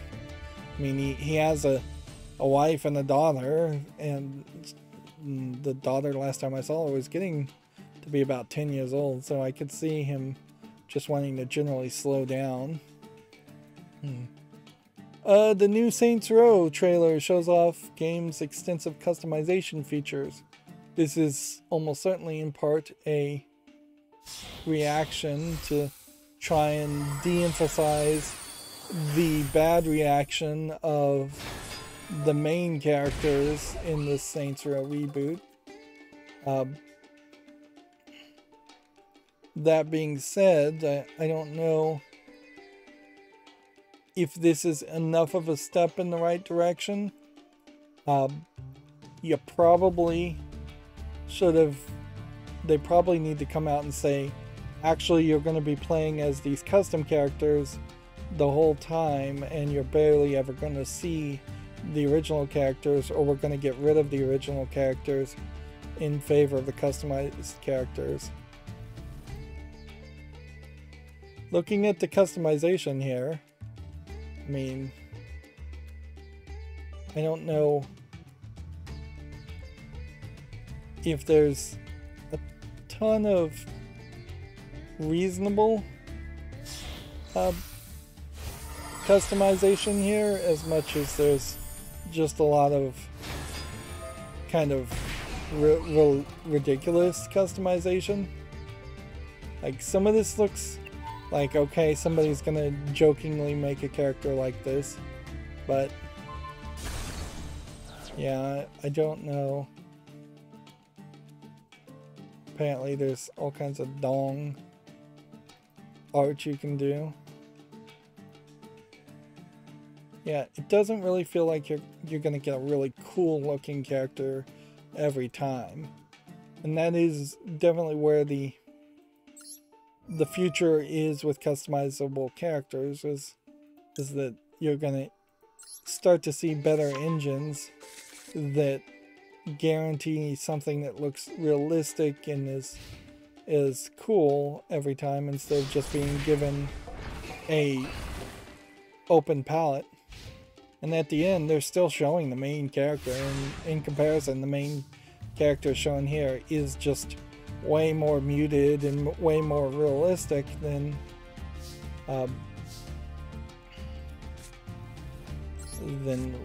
what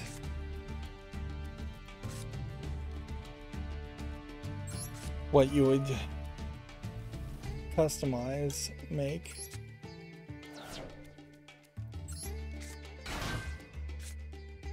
Just activate specs.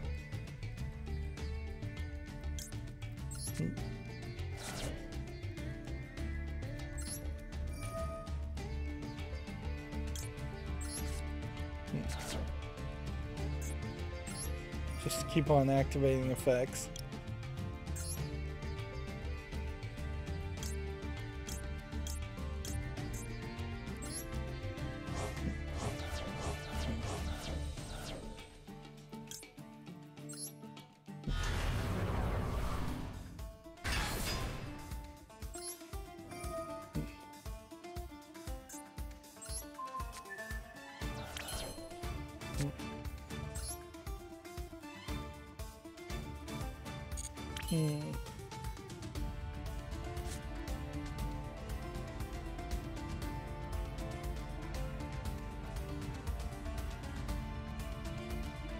Yeah, I don't think I want to summon that. Let's see if we can...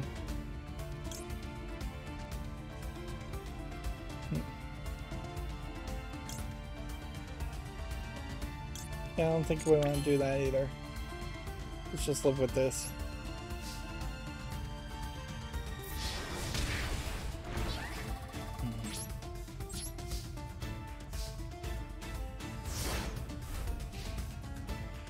Now, I did see my screen flicker black for a second there, so that might be an indication of nothing, or that may have been an indication of still having computer troubles.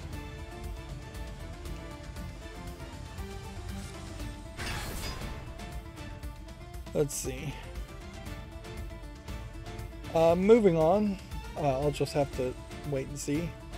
MetaQuest revealed Ghostbusters VR, Resi 4, Mercenaries, and more, which I assume that's Resident Evil 4 Mercenaries for VR, which is not to say Resident Evil 4 is being added, because that was already in existence. Also seeing several other MetaQuest VR games. There's a whole bunch of trailers here. That being said, it sure feels like what's gonna happen is a Facebook/Meta is going to try desperately to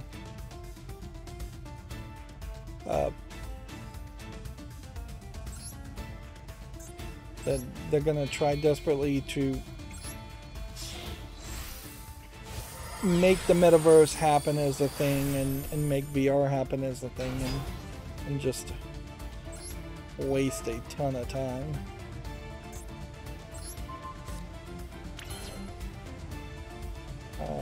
And money. The general idea, though, of a Ghostbusters VR game sounds slightly interesting, but I would prefer just a good Ghostbusters video game to come out instead. This was an old story at this point. Sony also reportedly planning to put ads in PlayStation games. This was in reaction to Microsoft reportedly planning to put ads in Microsoft games. I don't think there's much more that needs to be said. The Borderlands character Mad Moxie is the new face of Valentine's Whiskey.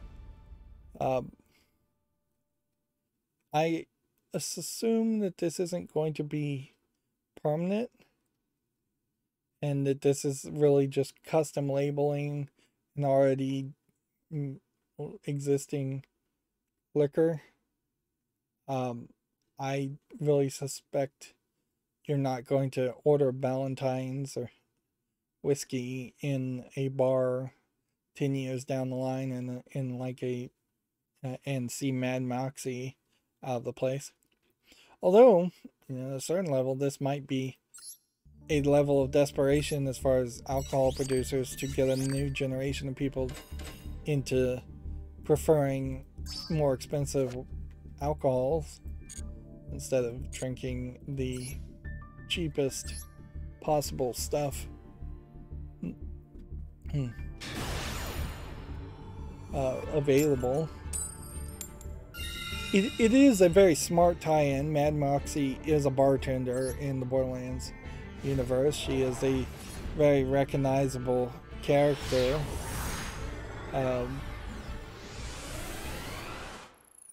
That being said, this isn't even really the way she's typically depicted. They've given her really higher boots than normal. They've reduced scars and tattoos that were on her originally.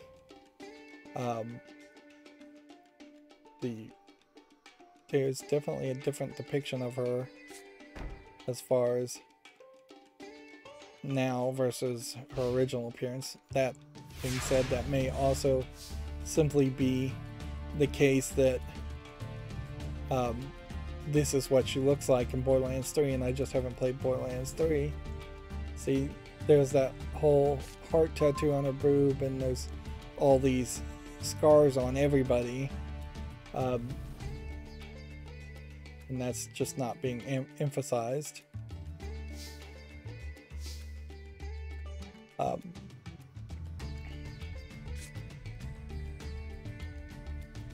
But yeah,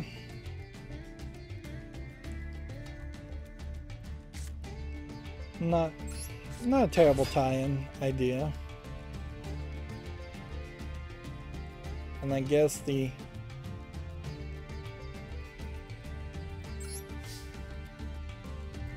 Embracer group that now owns Borderlands is more than happy with that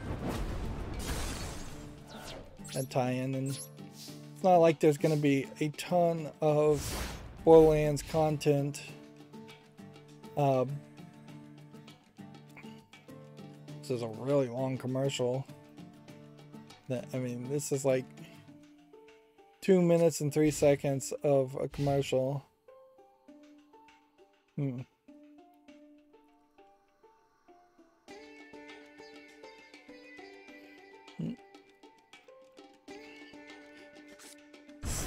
of surprising that they would even have this commercial with Claptrap in it, for as much as people hate Claptrap. Well, that was a waste.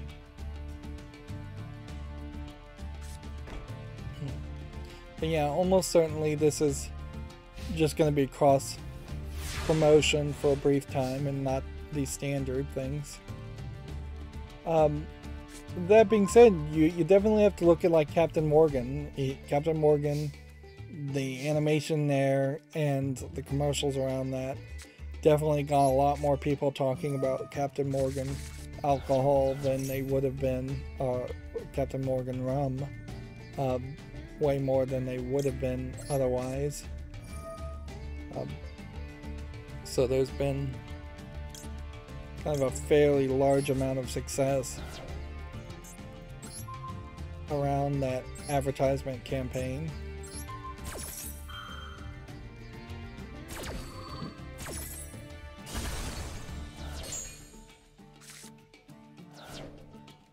Let's see.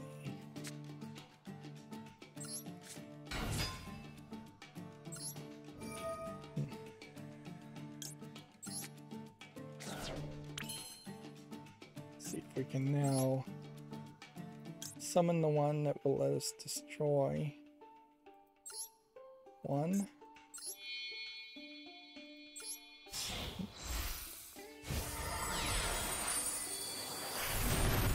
I'm slowly learning this deck.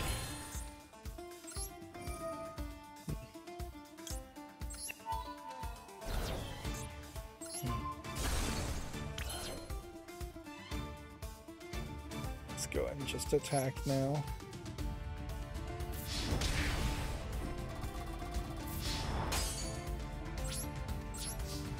And we'll go ahead and set this like it's trap. And end the turn. I think we had already covered this. God of War's director asks fans to be patient for Ragnarok news. Something cool is coming, according to Video Games Chronicles. Naughty Dog recruiter is seemingly hinting at plans for more Uncharted games, which there definitely should be more of those. Apparently, a Nintendo US repair shop saw thousands of Joy-Con drift cases each week. Nintendo reliance on third-party contract labor is said to have exacerbated the product's faults. Yeah, the Joy-Cons, I do not think are good controllers. Even for little kids, they break too easily, they're too small, and I just don't feel like they control that well. As someone who immediately stopped using the Joy-Cons and instead used an Xbox controller and an adapter on the Switch, it was just an immediate pain point. And it's still a pain point because the expectation of being able to motion control around and not being able to do that with the Xbox controller makes it difficult to play some games. One of the things I would argue is that the Joy-Con controls for Mario Odyssey led to Mario Odyssey being programmed to react in a certain way to make it much looser movements equaling the right movements instead of nice tight controls. You almost certainly would never get a mouse and keyboard equivalent Call of Duty first person shooter experience with Joy-Cons. There's probably major amounts of auto snap and auto targeting, and we'll probably see some of that when Splatoon 3 comes out in the next couple of weeks. I think is when it's coming out, because at that point you'll definitely start to see it being very, very easy to target and hit your target on the in Splatoon 3 because of auto snapping and auto aiming assisting you. But even if the controllers were good, the amount that they break is unacceptable. Let's see. Koei Tecmo is following Capcom and Bandai Namco by raising employees' base salaries. If anything, this is a great bit of information to point out to show, look, if one company is forced to raise prices, all of a sudden to stay competitive, all the other companies are forced to raise prices. At least in the heavily union based industries in Japan. Perhaps not so much in the less union based places like the United States, or many of the states in the United States.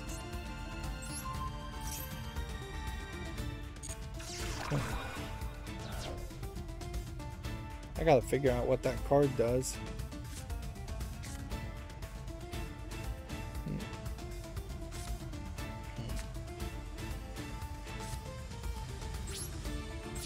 But yeah. It's nice to see the base salaries going up.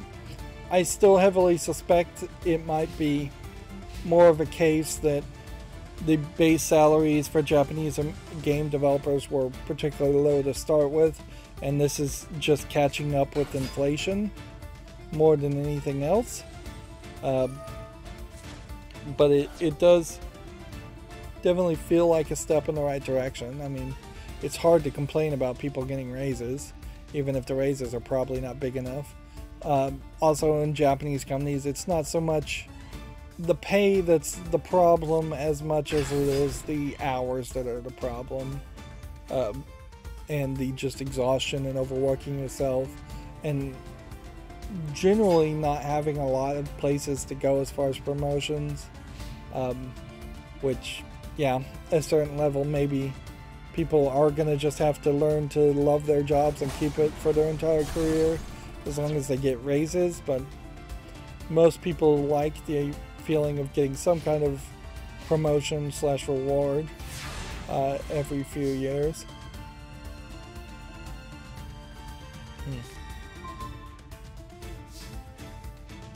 But honestly, it is better to have more of a flat employment structure.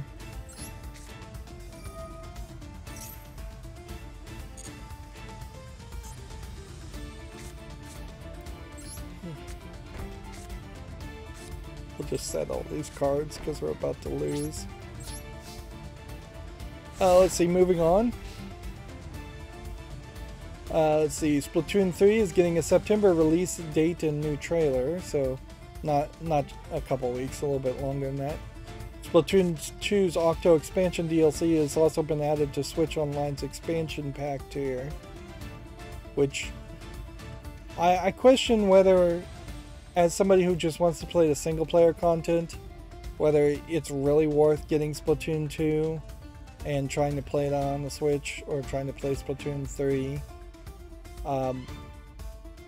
I do think that the single player DLC for Splatoon 2 is pretty good from what I've seen, but if that's the only thing you're going to play, I don't know if that's worth buying the game and then buying DLC on top of it. I don't know if there really is a significant amount or any single player content in Splatoon 2 as the base game,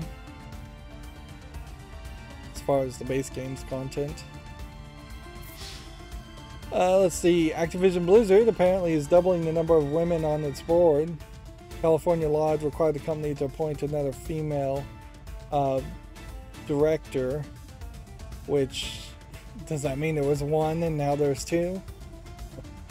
Because that's what it sounds like.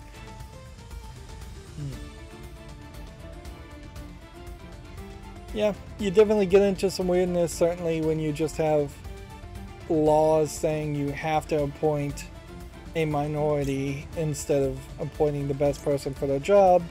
But I mean, at a certain level, you kind of have to start to put laws into it, because we've been for decades trying to do, trying to see more parity with the population's percentages at high level management positions and C-level positions and members of the board, and it's just not really happening. There's like 200 CEOs for every one female CEO, when there should, if you look at the percentage wise, be closer to 50%, even if there are other factors that might affect that.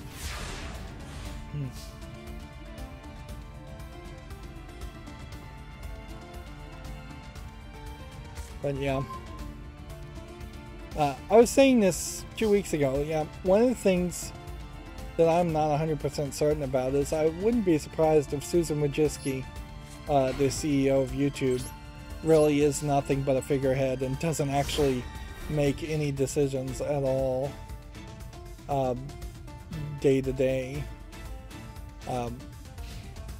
or month to month at YouTube, because it's real hard to be certain that anything that YouTube does isn't just being done by committee, isn't just being done by group mandate. You look at Susan Wojcicki, she's always taking interviews, always hobnobbing with rich and famous. That doesn't sound like somebody who's actually making decisions. And in a lot of ways, a lot of companies are probably like that, where the CEO has no clue what's going on and is barely making decisions at all.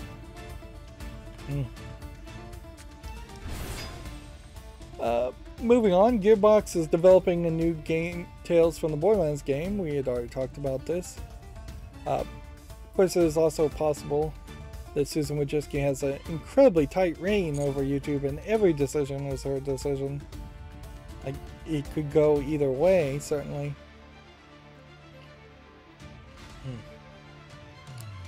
Let's see. Nintendo Switch Online adds Space Harrier 2, Shining Force 2, and Sonic Spinball, if you're interested in that. 4 classic Siphon Filter games have been rated for the PS4 and PS5 in Korea. Interesting. I don't know what the Siphon Filter games are, though.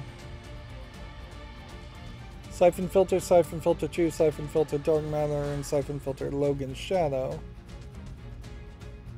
It's a first-person entry into a third-person shooter stealth series for the PS1 in 1999.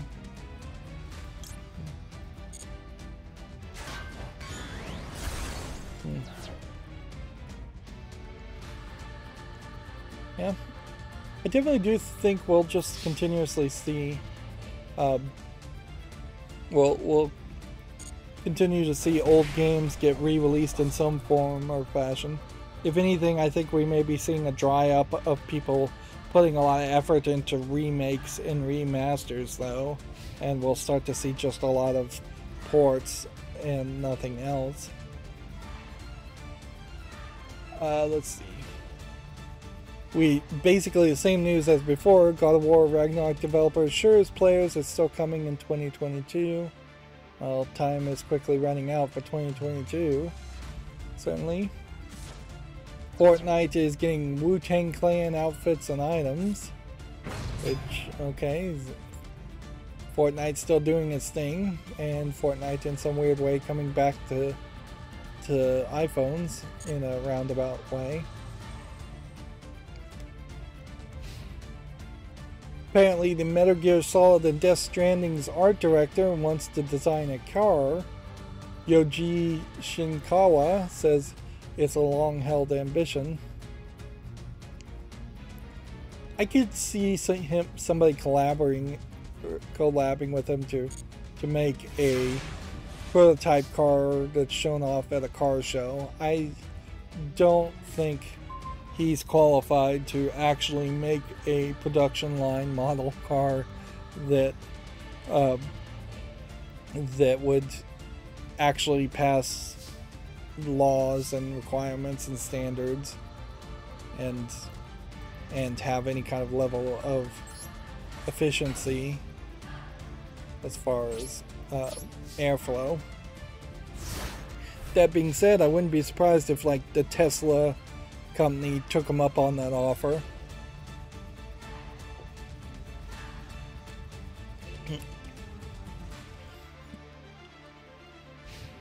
I could also easily assume that the art director is being mistranslated or misquoted or misunderstood there. I would heavily suspect what he really means is he wants to make a car that has a bunch of anime characters on the outside and skinning a car with anime art. I would suspect it's far less likely that he actually wants to design the angles and the airflow of a car or the engines and the internal mechanisms of a car, being an art director. So yeah, and it's fairly common to see those like anime skinned cars shown off in Japan, so I suspect that would be what he's really thinking. Moving on, the title of the AEW video game may have been revealed. All Elite Wrestling. Like who cares really what the title is until it actually gets announced? It's kind of not news. Skate 4 will reportedly let users create skate parks together in free skate mode. Which, okay. That sounds like a cool feature. I don't think a single one of these cards is going to prove to be useful. Unless I could do something crazy. Which, the crazy thing to have done would have been to destroy... I guess if I could activate this, destroy this and this, I could destroy all of these. And... yeah, that's crazy. I'm gonna lose here anyways, but... yeah. I did have a way to win. Because you need no face-up cards. I have no face-up cards. Wait, yes. I do have face-up cards. So if I destroy this and this now, could I quick play this? Probably not. And let's try it.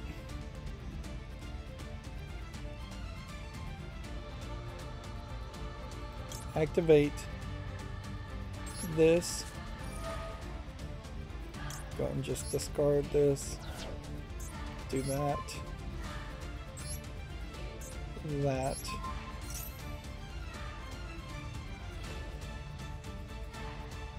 Probably doesn't matter, because even if this resolves and destroys these two, I don't think at that point I can activate this, even if it was a quick play thing before this guy's attack.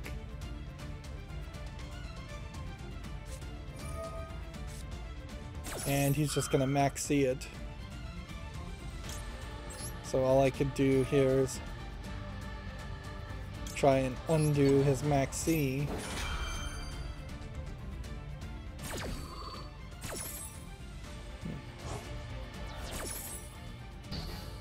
So we're gonna see the slight example, not the right way to play, but a step closer to the right way to play. And boy, that was a lot of effort for 500 reward. I am sweating bullets. It's like 82 degrees in my room at the moment. I need to hurry up and try and burn through the news a little bit faster. Let's see. The Epic Games Store had its next free titles. Amnesia Rebirth, I guess, is what it is. This is probably old news, though, so it's not useful. F1 2022 release date, details, and trailer, and more were revealed. You can check out that article if you're interested on Video Games Chronicles.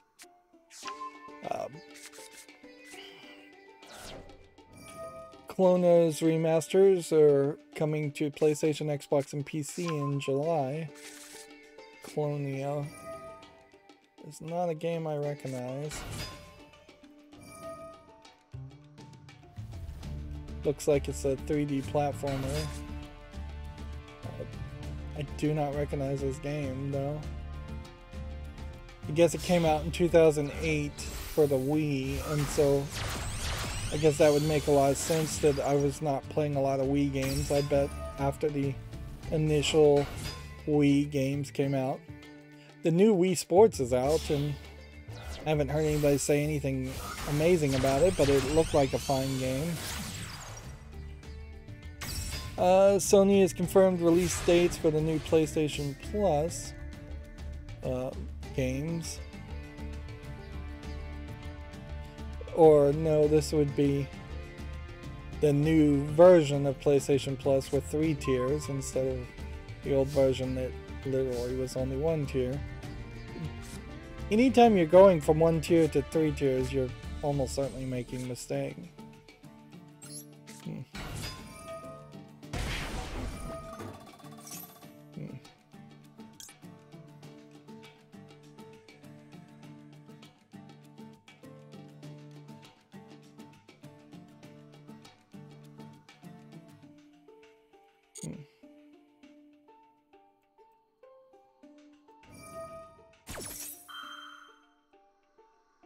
Let's see. Halo Infinite apparently had hero-based multiplayer at one point. It's been claimed. Check out that article if you're interested. Obviously, that wasn't the final decision. An Ace Attorney orchestral live stream concert is happening. Pay-per-view by the Japan Philharmonic Performance. It's probably not something people should spend their money on. But if you're really into Ace Attorney music, maybe. The Uncharted Legacy of Thieves Collection PC version looks set for a June release date. According to the Epic Games Store, June 20th, 2022. It may be delayed as an Epic Games Store exclusive, but that does give me a lot of hope that at some point in the future I could play 2 of the many Uncharted games, just the 2 latest ones. Unfortunately, it's not particularly the most interesting ones to me. I've got nothing. Okay, we'll discard a card and let's see.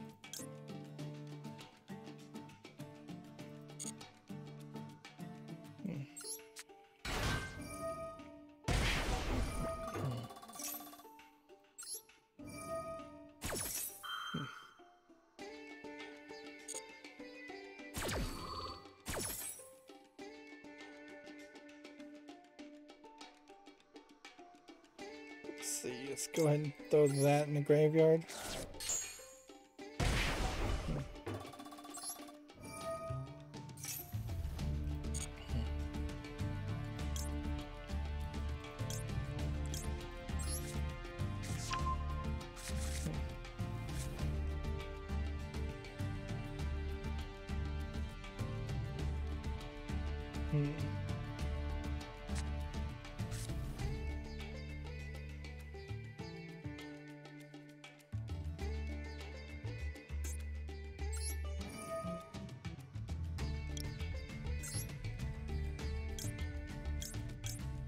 See what this does.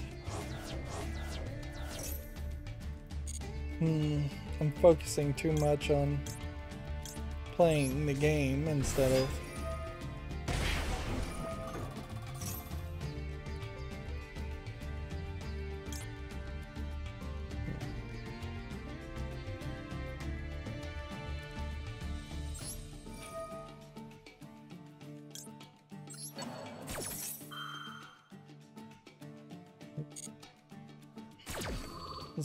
covering the news. Sorry. I'm running out of steam here. I can feel it. Sony claims users can easily upgrade between the PlayStation Plus tiers. Upgrade probably can't so easily downgrade. They're trying to make a law, and they have yet to actually do it, to make it where it's gonna have to be the same way to downgrade or cancel as it is to upgrade or start a subscription service, because there's just so many services out there that are designed to really just screw people and lock them into contracts. That it's a real problem and it's real scammy. It's not honest business, and that's one of the things that the United States, I think, should really embrace, is the idea of, hey, let's enforce some honest business instead of just allowing anything and everything up to something that they've specifically made illegal. And companies really need to embrace the idea of doing honest business. Of course, it's frankly almost impossible to do honest business and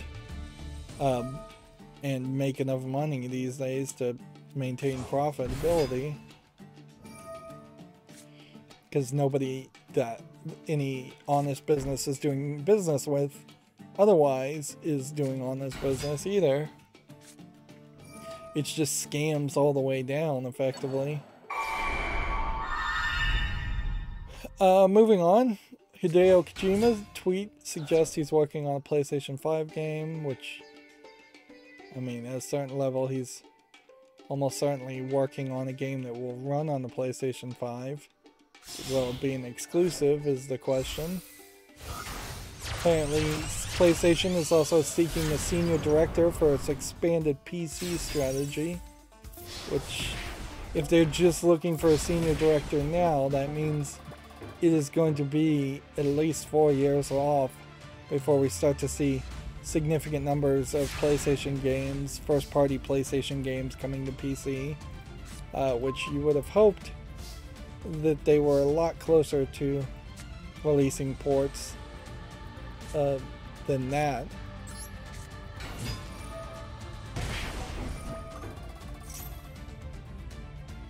Yeah, let's do this.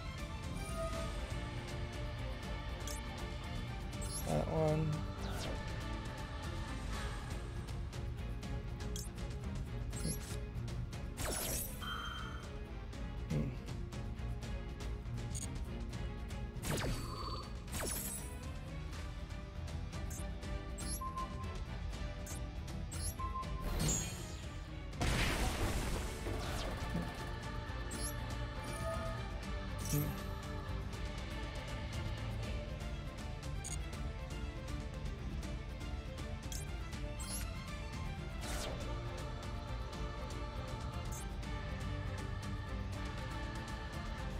Alright, well, let's see if this can work for us.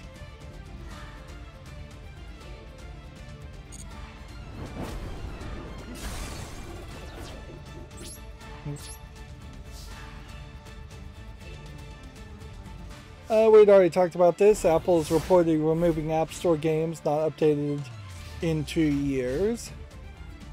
Stalker 2's website has been blocked by Russia, which Stalker is, I think, being made by a Ukrainian company, which is generally, I think, pretty easy to assume that everything from Ukraine is being blocked by Russian internets, and Russia has been actively trying to build a second internet that it completely controls anyways. So there's a much bigger story, if you're interested in that, than just a single video game company's website being blocked. Of course, there is a much bigger story about Russia invading Ukraine, if you're interested in that. Gran Turismo 7's producer teases new cars in an update coming this week. This would have been a older article. Yep. And some of these articles I've blocked so much content that seeing the actual date of these articles is no longer visible. I assume I'm going to take the blame for that. Like, I would suspect somebody's putting a date on every article. Ubisoft stocks jumped 11% amid a fresh takeover report.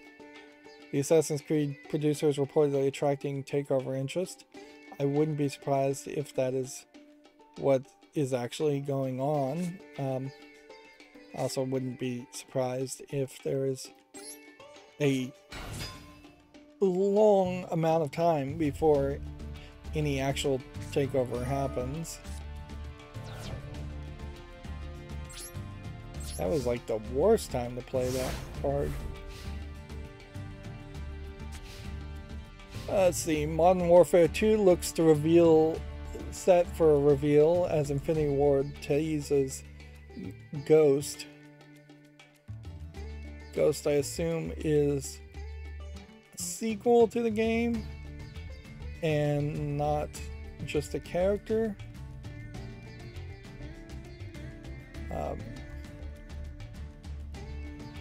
Halo Infinite's campaign co-op should finally release in August, according to Video Games Chronicles. We're still just burning through 2 weeks of Video Games Chronicles articles. Leaked gameplay shows Ubisoft's Fortnite-style player versus player game Project Q, which, yeah. Honestly, if anything looks like Fortnite, I'm probably not going to be interested in playing it. But honestly, I guess it's more if anything plays like Fortnite.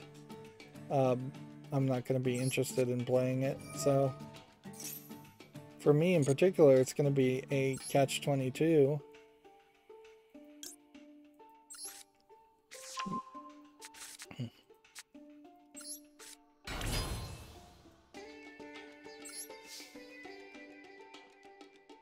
Gotta take the safety direction here.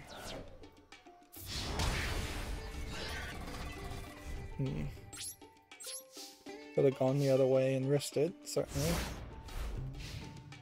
Here's that Lego Atari VCS 2600 50th anniversary set being spotted online. A $200 model. This may be a fan project and not an official Lego set. I think it would be fairly difficult for me to justify buying this, as I never had an Atari of any sort, and there's just less iconic imagery around having an Atari console, and going down the route of spending $200 for every first generation console seems like a pretty dumb idea. I don't even know if I'd get a Super NES.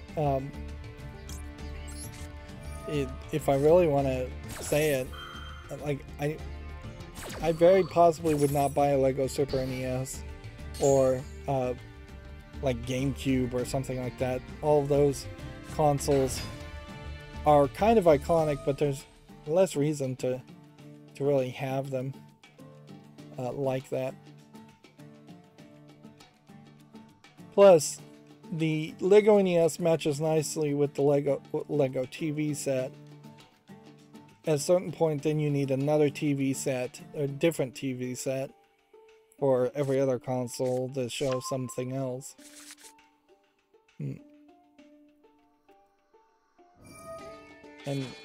the NES was the first home console I had, so I definitely would lean towards only having the Lego NES set as a model and just moving on.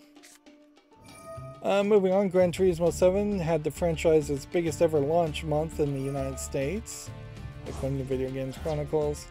Apex Legends Season 13 release date and trailer and new legend revealed. I think it was Overwatch, but I don't even know. Either it was Overwatch or League of Legends or Apex Legends. One of those games made one of the characters gay. And there was some big hubbub about it, but not really. They definitely wanted there to be a big hubbub about it, but it didn't, I think, really exist. Alright, well, this one, and then this one.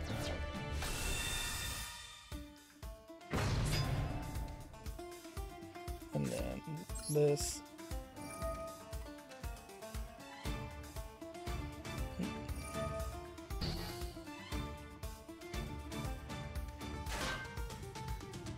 And then this.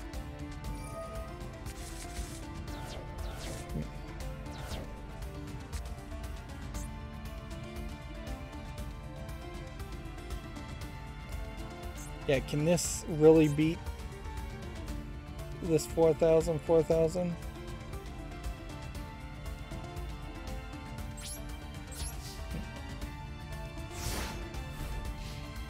Let's see, moving on. Dying Light 2 is adding a new game plus with this week's update, 1.3.0. Again, this is still probably pretty old information, probably a week old. I haven't really heard anybody say a lot about Dying Light 2. Seems like it's an average game, and there's not much more that needs to be said on top of that. Xbox had its best March sales month on record in the United States, which availability I'm sure helped it there.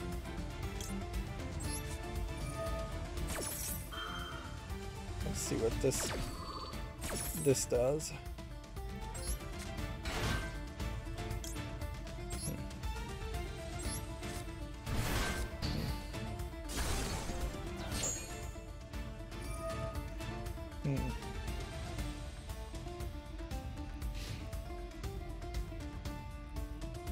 Wow, so I need to get this out of the graveyard, I think.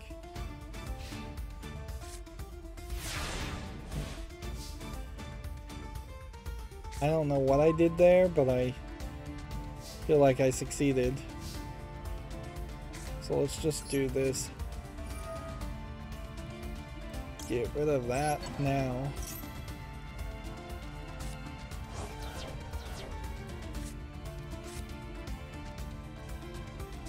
I'll just set that like that. Let's see, the new Call of Duty Warzone will be revealed this year, Activision confirms. So an announcement for an announcement, basically. Diablo Immortal finally has a release date and it's coming to PC. We're kind of going backwards, so some of these articles are things that I've already talked about or things that I've talked about even earlier today.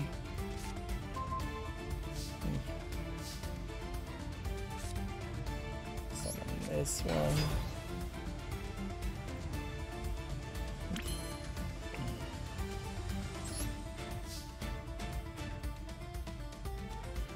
Go ahead and attack here.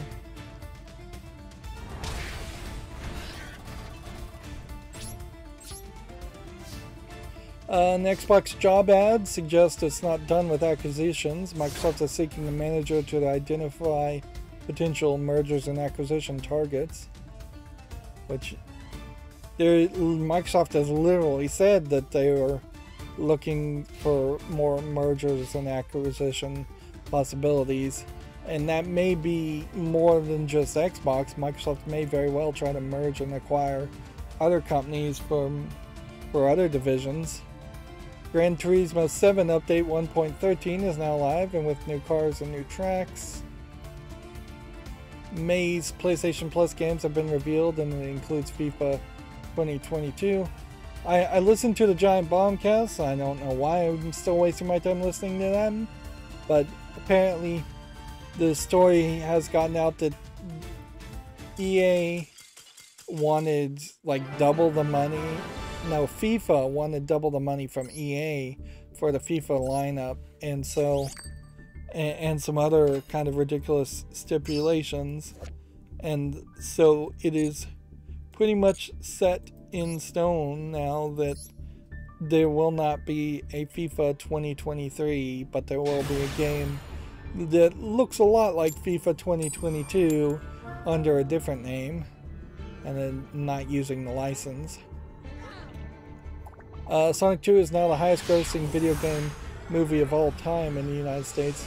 Of course, it is worth pointing out that almost every successful movie is the highest grossing movie of all time, either in the world or the United States, because of the way Hollywood math does it and because of just the general increasing of the cost of tickets anyways. So, while it is a big accomplishment, it is also an accomplishment that needs to be taken in the proper context.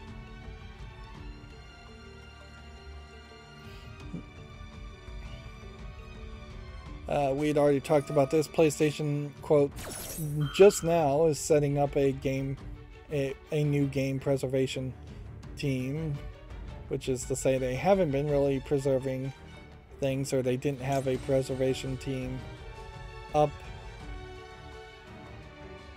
until this point. There you go, we'll just max the Ash Blossom and see what happens.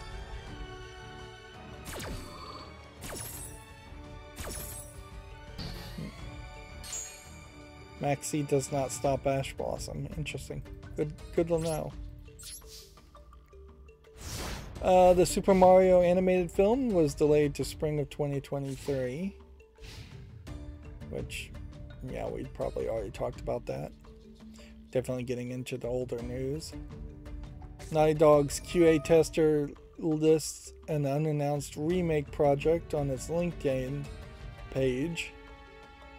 Which, yeah, I wouldn't be surprised if there is an unannounced LinkedIn unannounced remake project. And not very video game related, but Elon Musk did agree to acquire Twitter for $44 billion. And we'll see if he runs it into the ground or if his level of insane weirdness lets Twitter actually grow into something different and better. He may just be the Willy Wonka to Twitter that the Twitter needs. Let's see. The PlayStation 5 is finally getting variable refresh rate support this week. This was like 2 weeks ago, though. They added it. You can see it's only for kind of specific games, though, instead of being a generic feature built in. Ideally, you'd want it to be a generic feature built in. That being said, a low frame rate visual novel is not going to really benefit from variable refresh rate that much anyways. Microsoft claims that the Xbox has taken the market share globally for 2 quarters in a row, which I suspect is probably true. Does that mean anything though? Because like we're already, in my mind, a step towards the next generation of consoles, because we'll probably have to wait because of chip shortages and all of that, but I wouldn't be surprised if there is not really major enthusiasm for a new console until Nintendo comes out with a new console, or we're talking PlayStation 6s, Xbox Series XXs, or whatever they're going to call their next series of consoles. They really need to find a better name. Microsoft also reported the best non-holiday quarter ever for Xbox revenue. And this is just all great news in the midst of them spending a ton of money to acquire. Although most companies don't get punished for spending a ton of money for acquiring or merging with companies anyway, so you can kind of do no wrong in that situation.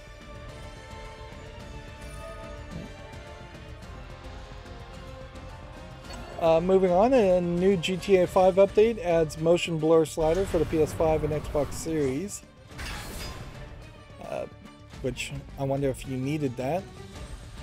The latest Steam Deck update adds a lock screen and improves the battery life. It's nice to see them still working on the Steam Deck, but definitely you would have really loved for a ton of improvement on the Steam Deck day one and just continuously seeing updates on the Steam Deck. We still are very much in the beta phase, really, though, as far as the Steam Deck. Not that many people have it. Not that many developers are going to target for their games to be on it. It needs to really have been slightly cheaper and more available, as much as everything needs to be more available for it to succeed. Like the NES didn't succeed because it was a great video game console as much as it succeeded because it was available in toy stores on Christmas Day. We talked about this several times. Sega delisting the Sonic games, including Sonic Origins collection. At a certain level, though, you can't really even blame them. It's delisting Sonic games that are included in the Sonic Origins collection. You can't really blame them, though, for trying to clean up their storefront, but that's the wrong way to go about it, certainly. The latest Starfield video explores the game's music and sound design, which probably hints at more of a Skyrim-esque orchestral style of music. I doubt we're going to have more of a Fallout feel in Starlink of the two potential options.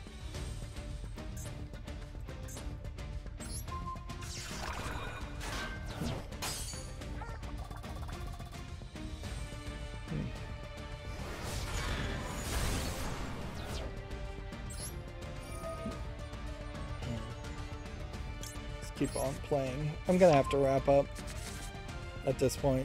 My chair is starting to get uncomfortable.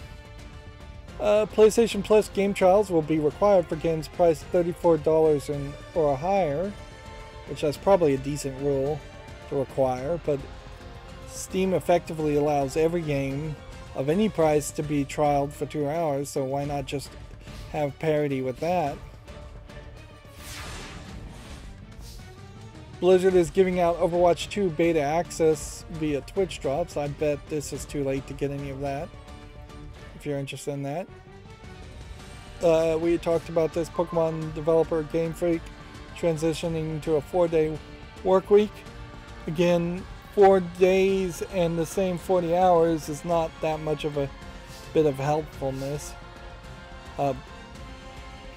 And really, as far as childcare concerns, which is the reason they used, having an extra day with your child, it sounds nice, but it doesn't really work if your schools, and most schools are still going to have them required to be in school Monday through Friday.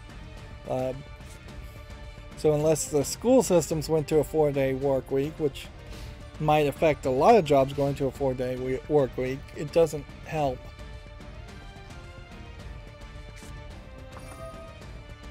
In fact, it probably hurts more if school systems went to a 4-day work week.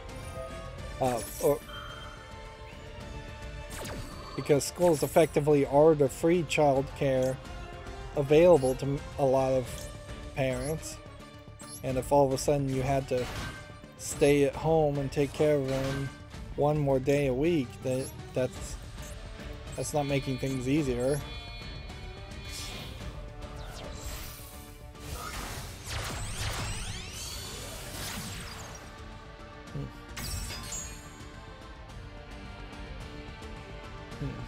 Am I gonna win here? Probably not.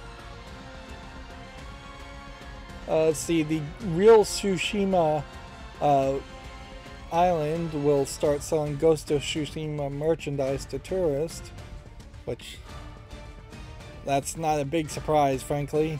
Japanese people sell a lot of knickknacks and merchandise to tourists, and people often there's a lot of internal tourism in Japan where Japanese travel to visit other parts of Japan outside of Tokyo instead of going around the world and doing international tourism. And there's a culture of having to buy gifts for everybody when you go onto a trip that creates a lot of novelty items available for sale. Apparently an Elden Ring player has managed to enter the game's hidden Coliseum, which first I've heard of a hidden Coliseum. It's been a while since I've heard anything about Elden Ring, but it does feel like it's a game that's still going very strong, and more than likely we will be just hearing bits of information about Elden Ring for the next year or two. I don't think people are going to give it up. There's still people talking about Dark Souls even at this point, and it is effectively the next Dark Souls. We'd already talked about this, Ubisoft shutting down online services for over 90 games. Apparently the update here is publishers, some were mistakenly included, but a lot of the game services that were taken down were for older generation consoles anyway, so it's like Well, Anno 1404, it was a PC game and probably still playable. A lot of these others are not reasonable, that somebody's still playing them on the Xbox 360, or that's a reasonable thing. What this really highlights, particularly in the Assassin's Creed games, is I know the online services they're talking about for the Assassin's Creed games, and they were kind of cool online options, but they weren't the reason you were playing Assassin's Creed 2 or Brotherhood, or like Recollection here is a Mac iOS game, so I think that's online only, potentially. I have no idea what Beyond Good and Evil's online options were, but this really goes to show where games as a service and the online features of services are just not that supported. Clash of Heroes online being taken down, that sucks. And so you're going to probably start to see hacks for some of these games to get them back online eventually.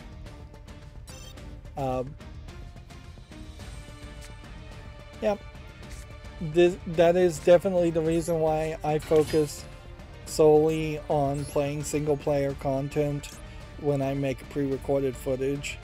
Is I just know that that's the part of the game that you're really actually gonna be able to play years down the line, where everything else is gonna disappear in the void as soon as it's not financially viable to maintain those servers.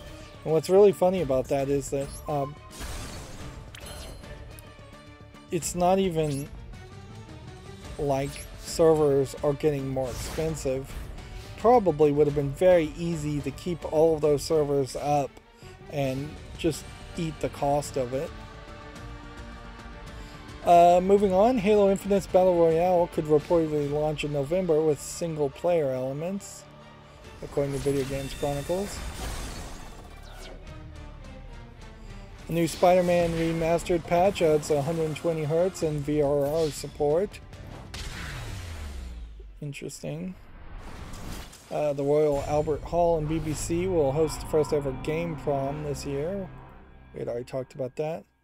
The listing suggests FIFA 22 could be made available to Game Pass Ultimate subscribers. Alright, that's going to be the last game we play. And then, let's see what else. We'll just kind of wrap up.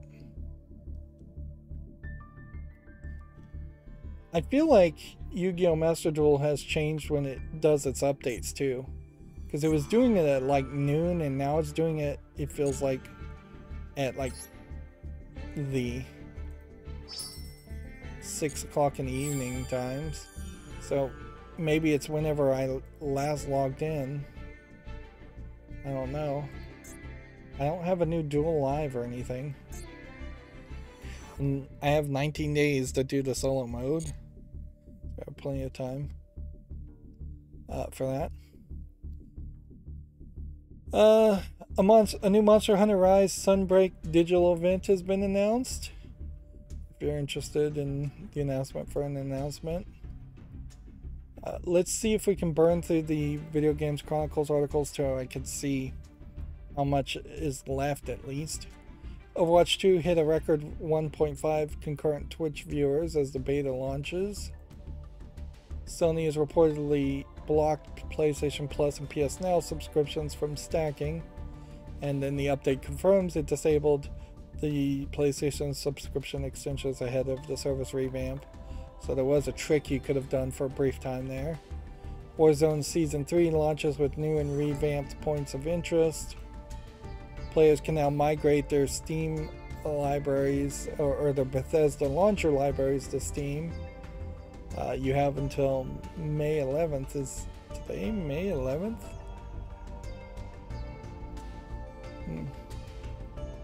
Games will only be playable on the Bethesda launcher until May 11th.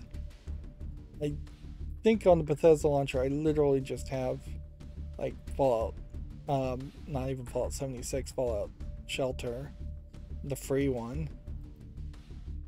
I may have already done that transition, but I should double check. May's PlayStation Plus games have been officially announced. Tribes of Midgard, Curse of the Dead Gods, FIFA 22, apparently being the games. The Disney Life Sim Adventure game Dreamlight Valley has been announced. Interesting. There was a Disney game where you kind of just ran around Disney World, Disneyland. I think Disneyland, really. And then there were some mini games, and you would get collecting like coins to unlock more mini games. If now they're taking more of an idea of a sim game in a Disney world, Disneyland, well, I mean, if you made something Minecraft and then you had a whole bunch of Disney characters in it, there might be something to that. But then there is also the question, how does this break away from just being narrative experiences? Because that's kind of what I feel like this is going to be, is that you're going to be wandering around a world doing a life sim experience, and then every now and then you're just going to bounce into the Disney characters, and they're going to talk to you and they're going to give you tasks, and that's going to be about it. Either that, or you're going to have specific single player experiences where you are doing single player content with the Disney characters and you never see them again. Dreamlight Valley is an interesting name, certainly, too, compared to like Stardew Valley. It's an interesting idea, certainly. I could see that working, particularly if it starts to be a little bit more Minecrafty and a little bit more open to just continuous play. Of course, whatever that gameplay loop is the big question, because if the gameplay loop is just farming and growing things to get currency to buy little microtransaction items, it could be a nightmare, and it could be so like free to play microtransaction-y that it could be horrible. Or it could also be horrible if there's just not enough content there. Moving on, a new Elden Ring update fixes the Melina Elden Beast boss bugs, whatever those bugs are. Having not playing Elden Ring, I have no clue. Xbox is celebrating 20 years in Scotland with its own official tartan, which I imagine they won't sell too many of those or make too many of those to sell. Doesn't look terrible as kind of a custom controller. Probably does not hold well, though. I could imagine it slipping in your hand a lot. Nintendo will kick off its E3 European Union eShop sale tomorrow with discounts of up to 63%. This sale's probably already over, because this is old news. A climate group has called on game developers to use NFTs responsibly, which I guess that's the right message to send, so I'll agree with that. Nearly 60 games are reportedly leaving the PlayStation Now before the PlayStation Plus replaces it, which that seems like some shenanigans, definitely. The games being removed here too seem to be more Japanese made games too, which makes an argument and a suspicion in my head that the new PlayStation Plus may not really be focused on Japanese games as much, in the same way that Sony of California has been very bad about supporting Japanese games ever since they were put in charge. 2K is reportedly making a Rocket League rival called Gravity Goal. I think we'd already talked about that, so we'll see more information later, I suspect. Blizzard will reveal a Warcraft mobile game next week. That's an announcement for an announcement. No relevancy there. Warzone 3 Season 3 update caused Virgin Media's biggest gaming traffic spike on record. according to Video Games Chronicles. We're still going through Video Games Chronicles. A court has partially dismissed Bungie's claim against a cheat company. The Destiny developer hasn't successfully proven that Aim Junkies is infringing copyright, which they probably aren't if they're making a cheat. Though this lawsuit is likely to not end up landing in the favor of the cheat makers. Leaked Skulls and Bone video details the long-delayed pirate adventures. There was going to be a whole year of the pirate back in 2018, and it just never happened. And I guess at this point, the idea of there being a specific year when a whole bunch of companies make the very similar games is out the window, and that's a good thing, really. The idea of game developers just stealing the same ideas from other people or being inspired by Pirates of the Caribbean movies and then making pirate games 4 to 8 years later was stupid anyways. We still are kind of feeling the Game of Thrones and Vikings influence on games. Let's see. Video Games Chronicle says, following delays, Final Fantasy XVI is near the end of development, according to the producer. PlayStation 1 and PSP games are appearing on the PlayStation servers as the new PlayStation Plus nears. Which, okay, that's good news. You may get more PS1 games and PSP games and less Japanese games, which may not satisfy as many people as they think. Call of Duty Modern Warfare 2's title and logo have been officially confirmed, so you're getting an announcement just for the logo. Activision Blizzard stockholders overwhelmingly voted in favor of the Microsoft acquisition. Actually, I think these articles are moving forward in time. NBA 2K22 is now on Xbox Game Pass. Star Wars Jedi 2 is reportedly new gen only and won't release until 2023. Some game had to eventually draw the line and say, we're only going to be with the next gen consoles, the new generation of consoles. They're also dropping the Fallen Order name, it's been claimed. I don't know if that matters too much. The Epic Game Store revealed its next free title. Again, this may be old information. So, this game that they're talking about may have already come and gone. Yuji Naka says he sues Square Enix. It's a disgrace that Balan was released in this state. Yeah, I would heavily suspect that he is going to get in a lawsuit, whether he wanted to be in one or not, with Square Enix as far as Balan. Wonderworld's terrible release. Although it is a weird situation because in this case it's a Japanese developer and a Japanese company failing because of, in part, I assume, because of Square Enix being involved, whereas most of the times it's the Western game companies that are getting screwed by Square Enix. May's free Amazon Prime games, free in quotation marks because you have to own Amazon Prime, includes Dead Space and Curse of Monkey Island and Cat Quest. Xbox and Bethesda Game Showcase has been confirmed for June, so I expect we'll see some big announcements there. Otherwise, it's going to be a big disappointment. Call of Duty's anti-cheat system can now make players invisible. We had talked about this before, where basically the cheaters, if you get labeled as a cheater, just cannot see or hear the non-cheater players, and so they are left as sitting ducks as people are shooting at them and they're not even hearing it or seeing it.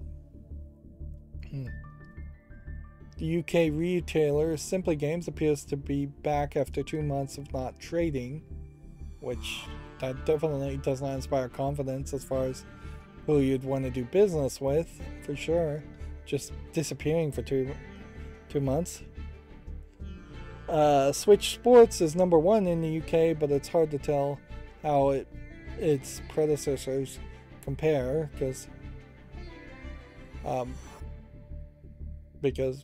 the last sports game was Wii Sports Resort in 2009, so you're talking 13 years ago.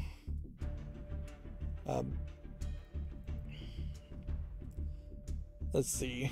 Apparently a modder turned the Fisher-Price toy controller into a working Xbox controller. Why you would bother to do that is questionable. Even for a joke or a gimmick, it seems kind of silly. I would suspect an Xbox controller is actually more durable than a Fisher-Price toy. Let's see. The initiative says Crystal Dynamics will still co-develop Perfect Dark following the Embracer acquisition. I don't know why people really need to put out articles saying, hey, these people we were doing business with and had under contract, we still expect them to do their job and follow the contract because they've been acquired. Like, there's nothing about being acquired that makes you less let you off the hook as far as contracts you've signed. Square Enix will also still publish some Western games following the Embracer sale, which, again, I never really took it to them selling their Western game companies. I never really took it from the for a full abandonment of Western publishing. But yeah, they're apparently keeping Life is Strange, Outriders, and Just Cause and the Square Enix Collective, which I guess at a certain level that's just clarifying what the actual deal is, because you never really know when these acquisitions happen what gets sold and what doesn't. They don't break it down intentionally. Square Enix says the Embracer sales will help it invest in blockchain, so immediately you know Square Enix has no idea what they're doing and no interest in actually making games. This is pretty old news, actually. Embracer Group to buy Crystal Dynamics, Eidos Montreal, and IPs, including Tomb Raider, for $300 million.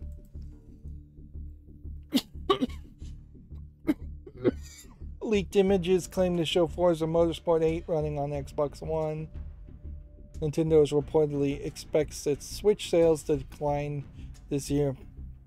Also, Nintendo is at least 2 years away from making a new Switch, so it's going to be pretty bad 2 years. Reggie Fils-Aimé thinks Animal Crossing could be a good blockchain game. I don't even want to hear it. Battlefield 2042 could be about to join Game Pass, a listing suggests. The original Forza Horizon briefly appeared for sale 6 years after its removal. Almost certainly that was a mistake, but maybe it's a test for... No, you would have to... That would have to be a mistake, because the license on the likeness of the cars are just impossible to negotiate. Apparently 24 hours after its release, a Switch Sports player has already smashed their TV. Which, you know, okay, wear those straps and be careful.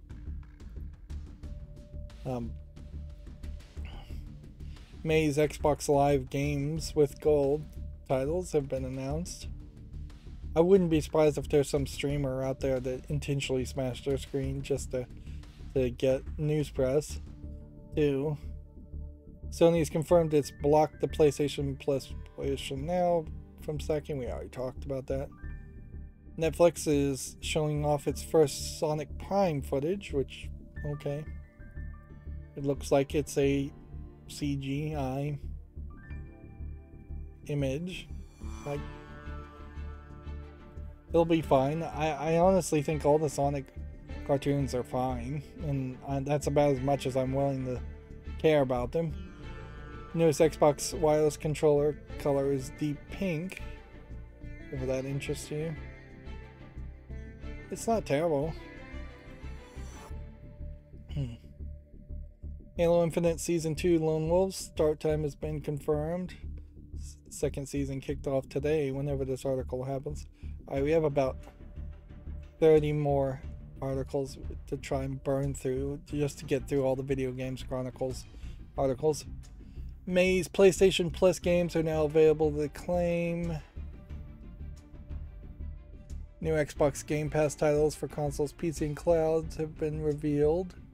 I think we probably already covered those. FIFA 22 is testing crossplay multiplayer, but it won't be coming to what? Future titles, I guess maybe is what that's supposed to stand for. The former GTA boss's new game Everywhere will be a real-life Ready Player One, which that sounds interesting, but we'll wait and see more bits of information. Just having a picture of an eye is about the only tease we can actually see. I don't even know what a real-life Ready Player One is, and almost certainly it's not a good thing. The Ready Player One story, the virtual world in Ready Player One, which is what I assume they're talking about, the Oasis or whatever, wasn't really a great virtual world at all. Having barely paid attention to the movie. Fortnite is bringing back Star Wars outfits and lightsabers for 2 weeks. That may have already gone by. Apologies if that's the case. There are no current concrete plans for Shenmue 4, says Yu Suzuki, which I suspect there may not be a Shenmue 4 ever made. Activision Blizzard told its shareholders to vote against a proposed harassment and discrimination report. We talked about that. May's PlayStation Now games were revealed. I think we covered that. Apex Legends Mobile will be released worldwide this month. Wow, I'm a little surprised that Apex Legends wasn't already released on mobile many months, if not years ago. Apex Legends Season 13 will let players fight inside a sea monster's carcass. Which, that sounds slightly interesting, but I still wouldn't want to play a player versus player Apex Legends experience. Now PlayStation is also hiring for a mergers and acquisitions manager just to keep parity with Microsoft, I guess. The chip shortage will now continue until 2024, claims the Intel CEO. Normally, during these streams, I feel I must point this out. I would actively be covering these stories a lot more than just reading the headlines, or at least a little bit more than reading the headlines, but I'm really just trying to burn through them now. Ubisoft Montreal takes over the Prince of Persia Sands of Time remake. I think we covered that. That sounds ominous. Blizzard has revealed a new mobile game called Warcraft Arclight Rumble. Yeah, I think this game is already out as far as a mobile game. It looks fine, but not particularly special. Reggie Fils-Aimé claims that Nintendo of America was, quote, forced to launch the Game Boy Micro. Siloed thinking contributed to lackluster results for the system. At a certain level, Nintendo of America is 100% forced to do everything it does. Like, it is nothing but a puppet for Nintendo of Japan. Reggie Fils-Aimé, highest non-Japanese person in charge of Nintendo, and it didn't really ever mean diddly to Nintendo of Japan. Like, they were the ones in charge. They were the ones making decisions. Reggie Fils-Aimé was just a puppet. Nintendo of America is just a puppet for Nintendo of Japan. They localize some games, and that's about it. Sometimes Nintendo of Japan inaccurately localizes games, probably at the instruction of Nintendo of Japan, but they don't do much of anything else, which I assume just drives anyone who actually works at Nintendo of Japan, Nintendo of America, crazy. Somebody who was a fan of Nintendo. I literally wanted to work at Nintendo as a programmer when I was a kid. If I had gotten that job, I would have been totally disenfranchised with it and and exhausted and depressed because the reality versus the fantasy of that is night and day. Like, working at Nintendo Japan as Nintendo of America as a programmer almost certainly sucks. Way worse than working at any other game company that's more independent. Let's see. Moving on. Don't hold your breath for Mother 3 or more Earthbound, says Reggie Fils-Aimé. Remember, Reggie Fils-Aimé does not run Nintendo of America anymore anyways, and this is all just coming about from his book. It's a relatively small group of fans that desperately want to see Mother 3. That might be true, but I think also that's an easy way to dismiss any group of fans. A new karting game stars Family Guy, King of the Hill, and American Dad characters. It's funny, I guess Seth MacFarlane owns the rights to all these characters outright, because it is just really weird that American Dad, for instance, would still be included in anything. Solar Opposites also, I don't think, ever really gained any success, and King of the Hill, they're not making any new ones of that, and Family Guy, they should stop making new episodes of Family Guy. So yeah, I just don't see why you would make a kart racing game around this assortment of completely unconnected comedy characters when there's better kart racing games out there with just randomly generated characters. WWE's The Miz wants to play Johnny Cage in the next Mortal Kombat film. I don't mind people being actors for characters in the film. Better than bringing in wrestlers and actors to be the face-scanned models of the characters in the game, which is what the last Mortal Kombat did with Sonya Blade, and that was horrible. NFTs apparently have declined 92% since their peak. I've also heard that like 40% of everybody in cryptocurrency is now underwater. Star Wars Day game sales, the full list of nearly 100 discounts, that's all going to be expired at this point, so forget that. Star Wars The Skywalker Saga got Mandalorian and Bad Batch DLC, which, okay. They basically held off some character DLCs, character packs, for May the 4th. Crytek has appointed a Hitman 3's game director to lead Crysis 4 development. Okay. Ubisoft shares jumped 10% following a new takeover report. We already talked about that. Activision Blizzard being sued by New York City over the Microsoft acquisition. We already talked about. The new Yuki's wrestling game is officially AEW Fight Forever. So I guess that's the name of the AEW wrestling game.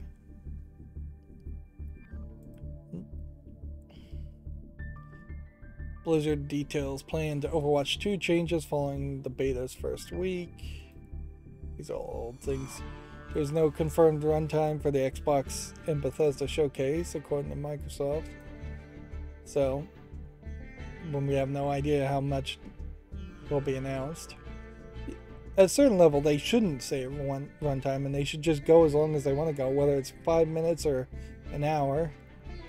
Activision says Call of Duty's Vanguard underperformed partially due to its World War II setting. That's pretty pathetic, though, if they're going to say Call of Duty is going to just fail now because it's set in World War II. That's the only thing that's ever made Call of Duty successful, is being set in World War II.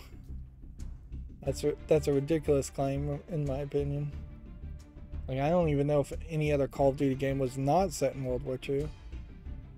Let's see, the head of Mafia 3 Studios, Hangar 13, is leaving 2K, which is funny, because does 2K own Hangar 13? I guess they do. Yeah, 2K is the parent company. Yeah, Mafia 3 was very different than Mafia 1 and 2, and not really better accepted than Mafia 1 and 2. Like, 1 and 2, you were playing a kind of like Italian mafioso, and then they have you playing as a like voodoo wielding African American mafia guy in Mafia 3. Mafia 3 really was just given the name Mafia 3 and does not really follow the series or make any sense. In fact, it's probably one of the worst examples of that, of just putting a name on something short of Prey, where they just named a completely different game Prey, or Star Fox Adventures, which again wasn't a Star Fox game. Moving on, an hour of footage of Arcane's canceled Half-Life game has been released, which, okay, that might be interesting. There was also that leak of a very old version of Duke Nukem Forever that is historically interesting, but not really anything worth playing. Even the released version of Duke Nukem Forever I don't think is really worth playing. Apex Legends could slow down the release of new characters in the future, according to Video Games Chronicles. All Dying Lights can now upgrade to the Enhanced Edition for free. I already talked about that. Hitman 3's Freelancer mode has been delayed, but a new map has been brought forward, so they're shuffling things around.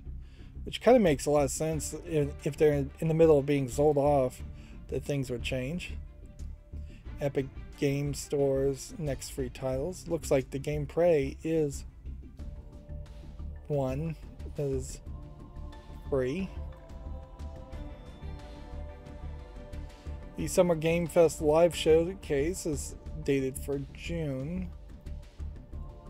Fortnite can now be streamed for free via Xbox Cloud Gaming with no subscription needed. A Mafia prequel is reportedly in development, which would make a lot of sense to get away from Mafia 3. And if the guy in charge of Mafia 3 wanted to make a Mafia 4 starring the characters from Mafia 3, and they didn't want to do that, making a prequel makes a lot of sense. Eventually, I wouldn't be surprised if Mafia 3 gets retconned and eliminated from canon. Sony's proposed Bungie acquisition is being scrutinized by the FTC, which I imagine they'll do that for any acquisition. Kanye West reportedly pitched a game to Shigeru Miyamoto. Quote, he couldn't believe it.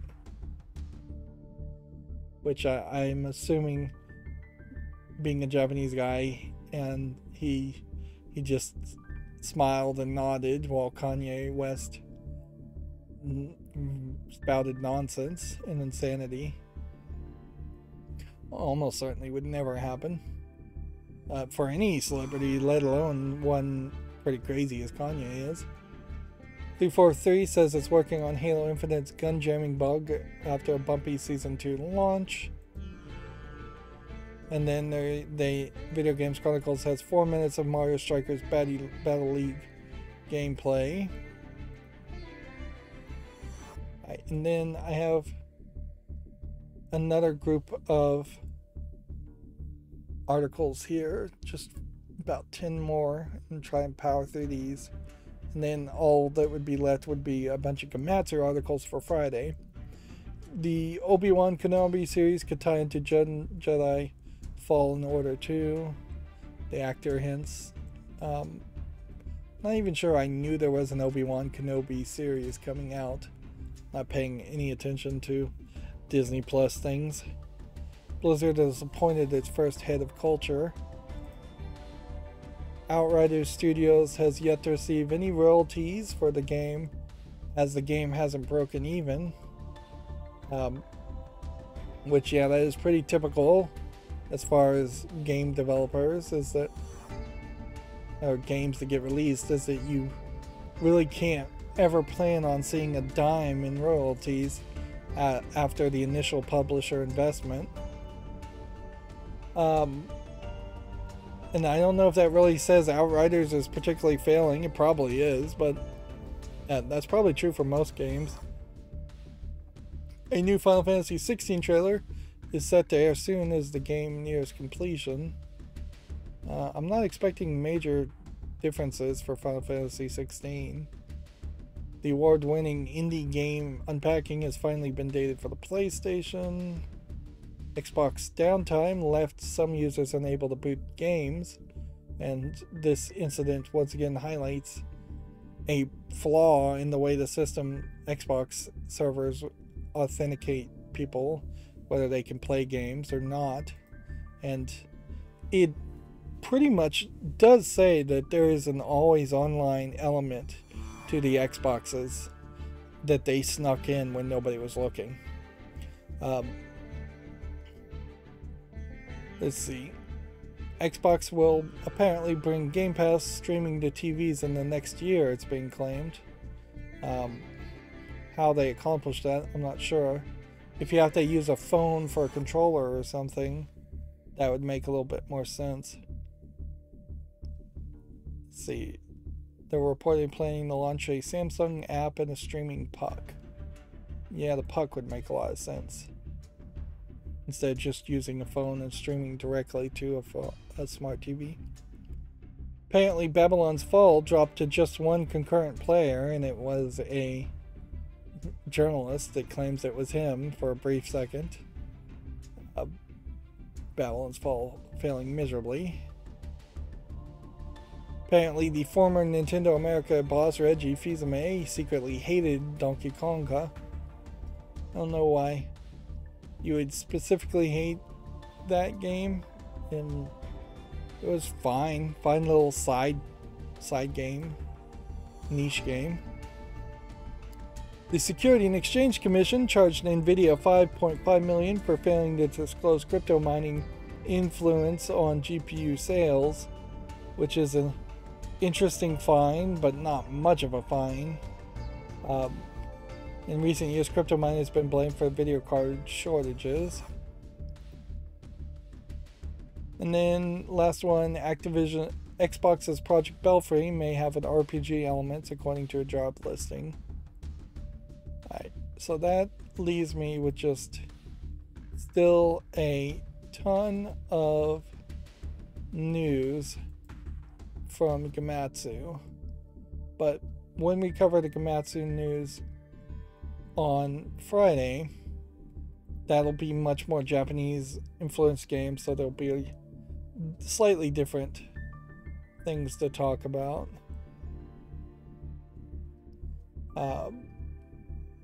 So let me just briefly scroll down my Twitter feed to see if there's anything of major importance to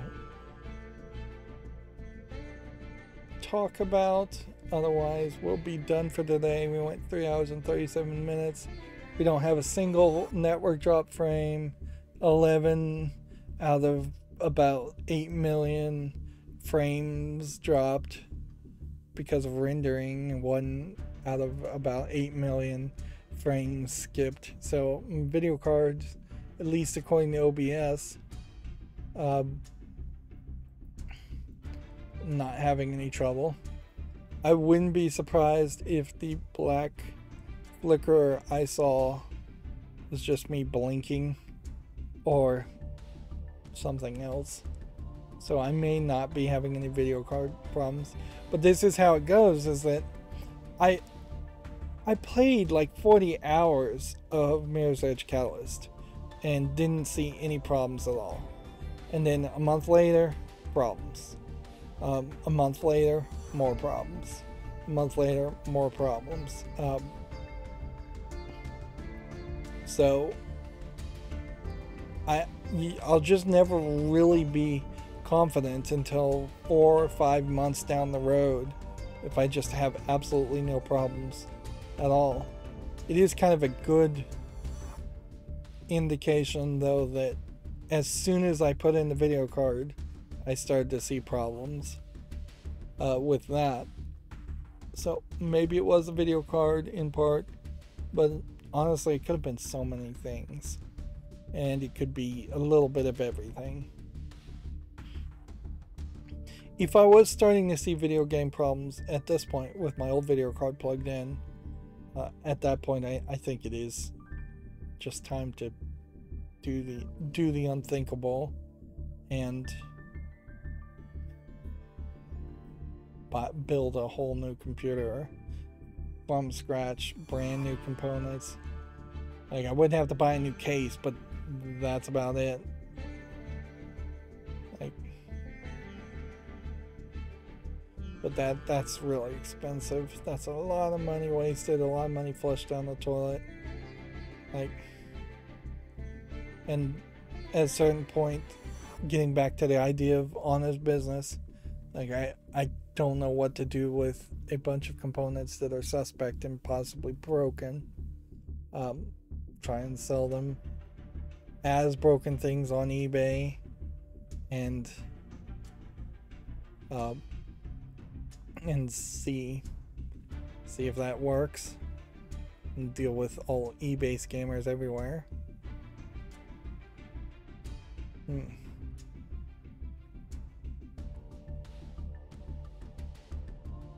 Alright, well, there's nothing of major importance that needs to be reported on the news. I'll say thank you to Bizarre Recho Kraus for commenting a ton on my chat. That certainly brings up the engagement, and thanks to anyone else who decided to watch or like or subscribe to my channel, because that's what I ask everybody to do. Click the notification bell, watch as many videos as you can tolerate, go back to my YouTube channel, find a playlist for a game, and watch a series that way. All of those are super helpful. Honestly, just getting your friends and family to subscribe to my channel, even if they don't watch a single thing, would be super helpful. It would be a miracle, and I would take it, frankly, as a miracle if I could very quickly get up to 1,000 subscribers and start to get a little bit of monetization. Right now, I'd love to just get a couple $100s a month from having 1,000 subscribers. In the future, I'd love to be able to pay all my bills, and that's it. I just want to pay bills and live a comfortable life. I don't want to become a millionaire or anything like that. I don't want to go crazy or become extravagant, but it'd be nice if this was a real career or real helpful bit of experience. But yeah, that's going to be it for the stream. If you want to friend or follow me on any social media sites, there's a bunch of links down below. And if you want to support me further, there's a link to Patreon that sometimes works but often doesn't. Or you can friend me on Steam and get me a game off my gift card, or get me a gift card or a game off my wish list. Thank you for watching. Have a good evening.